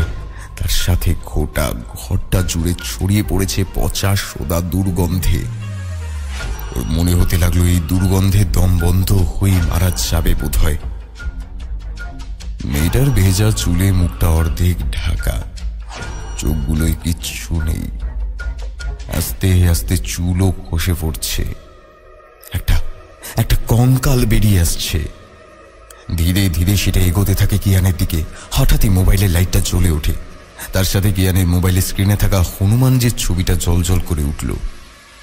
শেষ মুহূর্তে এক লাফে দরজার বাইরে বেরিয়ে ও দরজা খোলা রেখে দৌড় লাগালো বাগানের গেটের দিকে। রাস্তায় নেমেই দেখতে পেল শুনশান রাস্তা, একটা কুকুরও নেই কোথাও। একটু এগিয়ে যেতেই দেখতে পেল একটা অটো দাঁড়িয়ে আছে। কিয়ান সেটাই উঠেই ড্রাইভারকে বলল, বাজার চালিয়ে। ড্রাইভার মিটার ডাউন করেই চালাতে লাগলো। নামার সময় কিয়ান ভাড়া থেকে 50 টাকা বেশি দিল তাকে। আইসক্রিমের দোকানে ওকে দেখে মালবিকা ভূত দেখার মতো চমকে উঠেছিল। ওকে আস্তে আস্তে সবকিছু খুলে বলতেই মালবিকার মুখটা পুরো শুকিয়ে গেছিল। কয়েকবার ঢোক গিলে কোনো রকমে বলল, কিয়ান জানো তো, আমিও না এরকম কিছু প্রায় ফিল করতাম। ফার্স্টে ভেবেছিলাম যে মনের ভুল, কিন্তু তোমাকেও এইভাবে মারতে চেয়েছে। আমরা তো কারোর কোনো ক্ষতি করিনি, তাহলে আমাদের সাথে এরকম হলো কেন? কথাটা শেষ করেই কিয়ানের বুকের মধ্যে ভয়ে মুখ গুজে দেয় মালবিকা। আইসক্রিম দোকানের বৃদ্ধ মালিক অনেকক্ষণ ধরেই ওদের কথা শুনছিলেন। উনি বাঙালি হওয়ার সুবাদে ওদের সব কথাই বুঝতে পারেন। তারপর উনি জিজ্ঞেস করলেন, আপনারা কি ওই ডাক্তারবাবুর বাড়ির কথা বলছেন? কিয়ান কিছুটা অবাক হয়ে যায়। তারপর উত্তরে বলে, দেখুন, ওই বাড়িটা ডাক্তারের বাড়ি কিনা আমি জানি না, তবে আমাদের আসার পর থেকে ওখানে নানান রকম ঘটনা ঘটছে। আজকে একজন মহিলা বলছিলেন কোন এক ডাক্তার নাকি তার মেয়েকে মেরে ফেলেছিল, কিন্তু আমি তো বাড়িটা কিনলাম প্রেমলাল সিংহানিয়ার কাছ থেকে। সেই বৃদ্ধ লোকটি একটি দীর্ঘশ্বাস ছেড়ে বলেন, ও যমুনা, ওর হাজবেন্ড রাম সিং ছিল এখানকার জমিদার রতনলাল সিংহানিয়ার খাস আদমি। তখন ওই বাড়িতে জমিদারের ভাইপো সুরজমল বিলাত থেকে ডাক্তারি পড়ে দেশে ফিরে প্র্যাকটিসও শুরু করেন। আপনারা হয়তো জানবেন, আগে রাজস্থানে মেয়ে হলে তাকে মেরে ফেলা হতো। যমুনার তখন লেবার পেন ওঠে, তখন তাকে ডাক্তারবাবুর কাছে নিয়ে গেলে পরদিন শোনা যায় সেও নাকি মরা বাচ্চার জন্ম দিয়েছে। সেটা জানতে পেরেই যমুনা ডাক্তারের পায়ে ধরে অনেক কান্নাকাটি করে। ডাক্তার সাহেবের লোকজন তাকে দূর দূর করে তাড়িয়ে দেয়। সেসব দিয়েও পাগল হয়ে যায়। তারপর সে কোথায় চলে যায় কেউ জানে না। এরকম আরও অনেক ঘটনা শুনতে পাওয়া যেতে লাগলো। ডাক্তার সাহেব সেখান থেকে কোথায় চলে যান। এরপরে আসেন প্রেমলাল সাহেব। উনি নাকি জমিদারের ভাইপো, কিন্তু আমরা জানতাম জমিদারের একটাই ভাইপো, আর সেটা হলো সুরজমল। উনি বাড়িটাতে থাকতে শুরু করলে তারপর থেকেই ওই বাড়িতে শুরু হয় ভূত প্রেতের প্রকোপ। উনিও ওই বাড়ি ছেড়ে চলে যান। এরপর আপনারা এলেন, তাও প্রায় 20-25 বছর পরে। সে বৃদ্ধ লোকটি কিছুক্ষণ ভেবে বলল, বাজারের শেষ মাথায় বড় কালীবাড়িতে একজন তান্ত্রিক আসেন।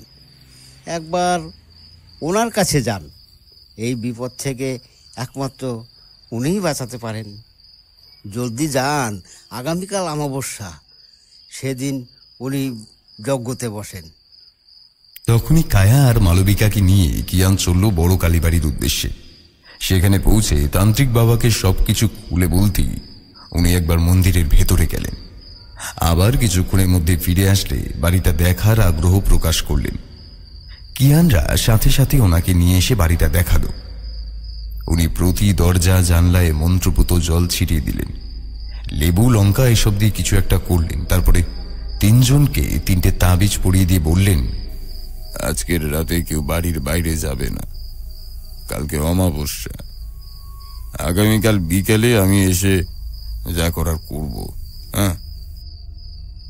সেই রাতটা ভালোই কেটেছিল ওদের বারবার মনে হতে লাগলো বাইরে কেউ থপ থপ করে হাঁটছে এবং গর্জনের ন্যায় নিঃশ্বাস ফেলছে, যেন আক্রোশে ফুঁসছে। এরই মাঝে জানা গেল যে কায়ার পুতুলটা পাওয়া যাচ্ছে না, হঠাৎই যেন হাওয়ায় মিলিয়ে গেছে।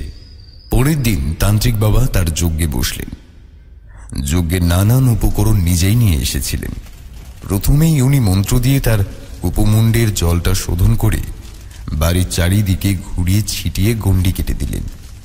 তারপর বললেন, আমি বুঝতে পারছি যে বিপদটা তোমার এই পরিবারের কারণ তুমি এই বাড়িতেই থাকো। সে পেতনি তোমাদের ছাড়বে না। আজ অমাবস্যা, আজই চলে বলে কৌশলে ও তোমাদেরকে শেষ করতে চাইবে। তাই বাড়ির ভেতরে তোমার স্ত্রী আর কন্যা থাকবে, তাহলে ওরা হয়তো নিরাপদ থাকবে।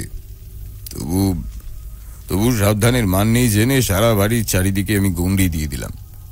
যজ্ঞের কিছুক্ষণের মধ্যেই আচমকা ওদের বুকের রক্ত হিম করে দিয়ে কুয়োর মধ্যে থেকে একটা বিকট অট্টহাসির আওয়াজ শোনা গেল। সে হাসি কোনো স্বাভাবিক মানুষের ছিল না। অমাবস্যার রাতে কিয়ানের এই বাড়িটাকে ওই অপার্থিব হাসি যেন আরো আরো প্রেতায়িত করে তুলল। কিছুক্ষণের মধ্যেই ওরা দেখতে পায় কুয়ো থেকে একটা অবয়ব উঠে আসছে। কুয়োর মধ্যে 2 হাতে ভর দিয়ে সরীসৃপের মতো এগিয়ে আসছে তাদের দিকে। আবার সেই পচা দুর্গন্ধটা ফিরে আসতে থাকে। অবয়বটার ভেজা চুলে মুখটার বেশিরভাগটাই ঢেকে যাচ্ছে। চোখ বলতে কিচ্ছু নেই, আছে শুধু বিভৎস মুখ, যার ভেতর থেকে লকলকে জীব নড়াচড়া করছে। মুখে তার ক্রূর হাসি। চোখের সামনে চাক্ষুষ মৃত্যুকে যেন দেখতে পায় কিয়ান। ভয়ে ওর গলা শুকিয়ে যায়। অবয়বটি তার 2 হাত বাড়িয়ে কিয়ানকে ধরতে গেলে তান্ত্রিক বাবার অদৃশ্য বাঁধনে বাধাপ্রাপ্ত হয়। হিসহিসে গলা এবার প্রথমবার অবয়বটি বলে ওঠে, कहाँ है वो डॉक्टर? आज उसकी जिंदगी की आखिरी दिन है, आखिरी दिन। কথাগুলো বলা শেষ হতেই প্রকৃতি যেন কেঁপে উঠল কোনো অজানা আশঙ্কায়। চারপাশের গাছগুলো এমন ভাবে মাথা ঝাঁকাতে শুরু করলো যাতে মনে হচ্ছে সেই অশনি সংকেতের সাথে মেতে উঠেছে। সেই দৃশ্য ভয়াবহ, গায়ের রুম খাড়া হয়ে ওঠার মতো। হঠাৎই সেখানে একটা গাড়ি এসে দাঁড়ালো। বেশ কিছুক্ষণ হয়ে গেছে, কিন্তু গাড়িটা ওইভাবেই দাঁড়িয়ে আছে, কেউ নামছে না সেখান থেকে। প্রায় মিনিট 5 পরে দরজাটা খুলে গেল। কিয়ানকে চুমকে দিয়ে সেখান থেকে ধীরে ধীরে নামলেন প্রেমলাল সিংহানিয়া। ঠোঁটের কোণে একটা কুটিল হাসি হেসে ধীর পায়ে এগিয়ে আসতে লাগলেন এই বাড়ির দিকে। বাগানের গেটটা খুলেই কিয়ানকে বললেন, এসব কি করছেন কিয়ান বাবু? হঠাৎ ওনার নজর পড়ল কুয়োর দিকে। সেদিকে চোখ পড়তে বিস্ময়ে হতবাক হয়ে গেলেন উনি। না না না না না না, এ হতে পারে না বলেই দৌড়তে শুরু করলেন গাড়ির দিকে। ওনার পিছনে কি যেন একটা দৌড়ে গেল বিশাল সরীসৃপের মতো ওনার গাড়ির দিকে, সাথে তীক্ষ্ণ ক্ষণক্ষণে গলায় কান ফাটানো চিৎকার। ওনাকে ধরার ঠিক আগের মুহূর্তে কোনো রকমে গাড়ির মধ্যে ঢুকে পড়লেন তিনি। ততক্ষণে সেই অবয়বটি গাড়িটার চারপাশে গোল করে উঠতে শুরু করেছে। ধীরে ধীরে তার প্রকোপ এতটাই বৃদ্ধি পেল যার দরুন প্রেমলালের গাড়ি ক্রমেই দুমড়ে মুচড়ে ছোট হয়ে গেল। এখানে জীবন্ত সমাধি হওয়ার আগেই প্রেমলাল আবার দরজা খুলে বাইরে বেরিয়ে আসেন। বেরিয়ে আসতে প্রেমলালের শরীরটাকে সে অবয়বটি উড়িয়ে নিয়ে এসে আছড়ে ফেলে যজ্ঞকুণ্ডের সামনে। উনি চেঁচাতে যেতেই সেই অবয়বটা তার কালো সরু হাত দিয়ে পেঁচিয়ে ধরল তার গলা। এবার কোন রকমে প্রেমলাল হিন্দিতে বলল, जमुना मैंने तुम्हारी लड़की को मारा था और सिर्फ तुम्हारी नहीं, उस समय ये एरिया का डॉक्टर सिर्फ मैं ही था। और लड़की हुआ पता चलते ही उसको बाप को बता देते थे और उसके बाद भारी भारी भारी भारी रकम लेके सबको मार के इसी कुएं में फेंक दिए थे। और तुम्हें भी रेप करके इसी कुएं में जिंदा फेंक दिए थे। मुझे माफ कर दो, मुझे माफ कर दो। এদিকে আইসক্রিমের দোকানের বাঙালি মালিক কিছুতেই মেনে নিতে পারছিলেন না যে এই বাঙালি পরিবারটি নির্দোষ হওয়া সত্ত্বেও যমুনার রোষের শিকার। তাই তিনি রাত ৮টার সময় দোকান বন্ধ করে কাল বিলম্ব না করে সোজা রওনা দেন সেই ডাক্তারের বাড়ির উদ্দেশ্যে। প্রতিদিন মাধবের রিকশায় চেপে উনি বাড়ি ফিরেন। আজকে উনি বললেন একেবারে ডাক্তারের বাড়ির দিকে নিয়ে যেতে। মাধব চমকে গেলেও একটু বেশি পয়সা লাভের আশায় সেখানে নিয়ে যেতে রাজি হয়, কিন্তু ডাক্তারের বাড়ির কাছে আসতেই প্রেমলালের গাড়ি দেখে থামাতে বলেন উনি। পরবর্তীতে প্রেমলালের গাড়ির কাছে ঘটনার সবকিছু নিজের চোখে দেখে রীতিমতো আশঙ্কিত হয়ে ওঠেন। তারপর ধীর পায়ে পায়ে হেঁটে এগোতে থাকেন সে বাড়ির উদ্দেশ্যে। এরপর কাল বিলম্ব না করে পুলিশে কর্মরত নিজের জামাইকে ফোন করে পুরো ঘটনা সংক্ষেপে জানিয়ে তৎক্ষণাৎ আসতে বলেন। মিনিট পাঁচেকের মধ্যেই বিরাট পুলিশ বাহিনী এসে গোটা বাড়িটাকে ঘিরে ধরে। গোটা পুলিশ বাহিনীর সামনে সেই নারী অবয়বটি তার কালো সরু হাত দুটো বাড়িয়ে খপ করে ধরে নিল প্রেমলালের মাথাটা। প্রেমলাল চেঁচিয়ে ওঠার আগেই তার মাথাটা ধর থেকে আলাদা হয়ে যায়। কিয়ানের মুখে ছিটকে এলো প্রেমলালের তাজা রক্তের ছিটে। ততক্ষণে তান্ত্রিক বাবাও পুজো শেষ করে হোমের বেদিতে বালির উপর কি যেন আঁকতে শুরু করেন। এরপরে হাড়ের মালা গলায় দিয়ে বসে শুরু করলেন হোম। উনি মন্ত্রোচ্চারণ করে আহুতি দিতে দিতেই কিয়ান দেখতে পেল সেই অবয়বটি ফিরে গেল কুয়োর মধ্যে। তান্ত্রিক বাবা এবার পুলিশদেরকে বললেন কুয়োর ঢাকনাটা খুলে ফেলার জন্য। তারপর মন্ত্রপুত জল দিয়ে কুয়োটাকে অভিষেক করে দিলেন। পরের দিন বড় কালী মন্দিরে এসে যমুনা আর তার অজাত সন্তানটির মুক্তি কামনায় পিণ্ডদান করা হয়। তার সাথে আরো ১১২ জনেরও পিণ্ডদান করা হয়। সব কাজ শেষ করে বাড়ি ফেরার পথে আইসক্রিম দোকানের মালিক চোখের জল মুছতে মুছতে নিজের মনে মনেই বললেন, এতদিনে বাচ্চাগুলো মুক্তি পেল, এই জানোয়ার ডাক্তার আমার হাত দিয়ে এতগুলো পাপ কাজ করিয়েছিল। ঠাকুর আমাকে ক্ষমা করো। এতক্ষণ আপনারা শুনছিলেন লেখক অর্ণব দাশের দুটো গল্প। কেমন লাগলো অবশ্যই জানাতে ভুলবেন না, আর লাইক আর সাবস্ক্রাইব করতেও কিন্তু ভুলবেন না। খুব শীঘ্রই আবার আমি ফিরে আসব নতুন গল্প নিয়ে। ততক্ষণের জন্য শুভরাত্রি, সবাই ভালো থাকবেন।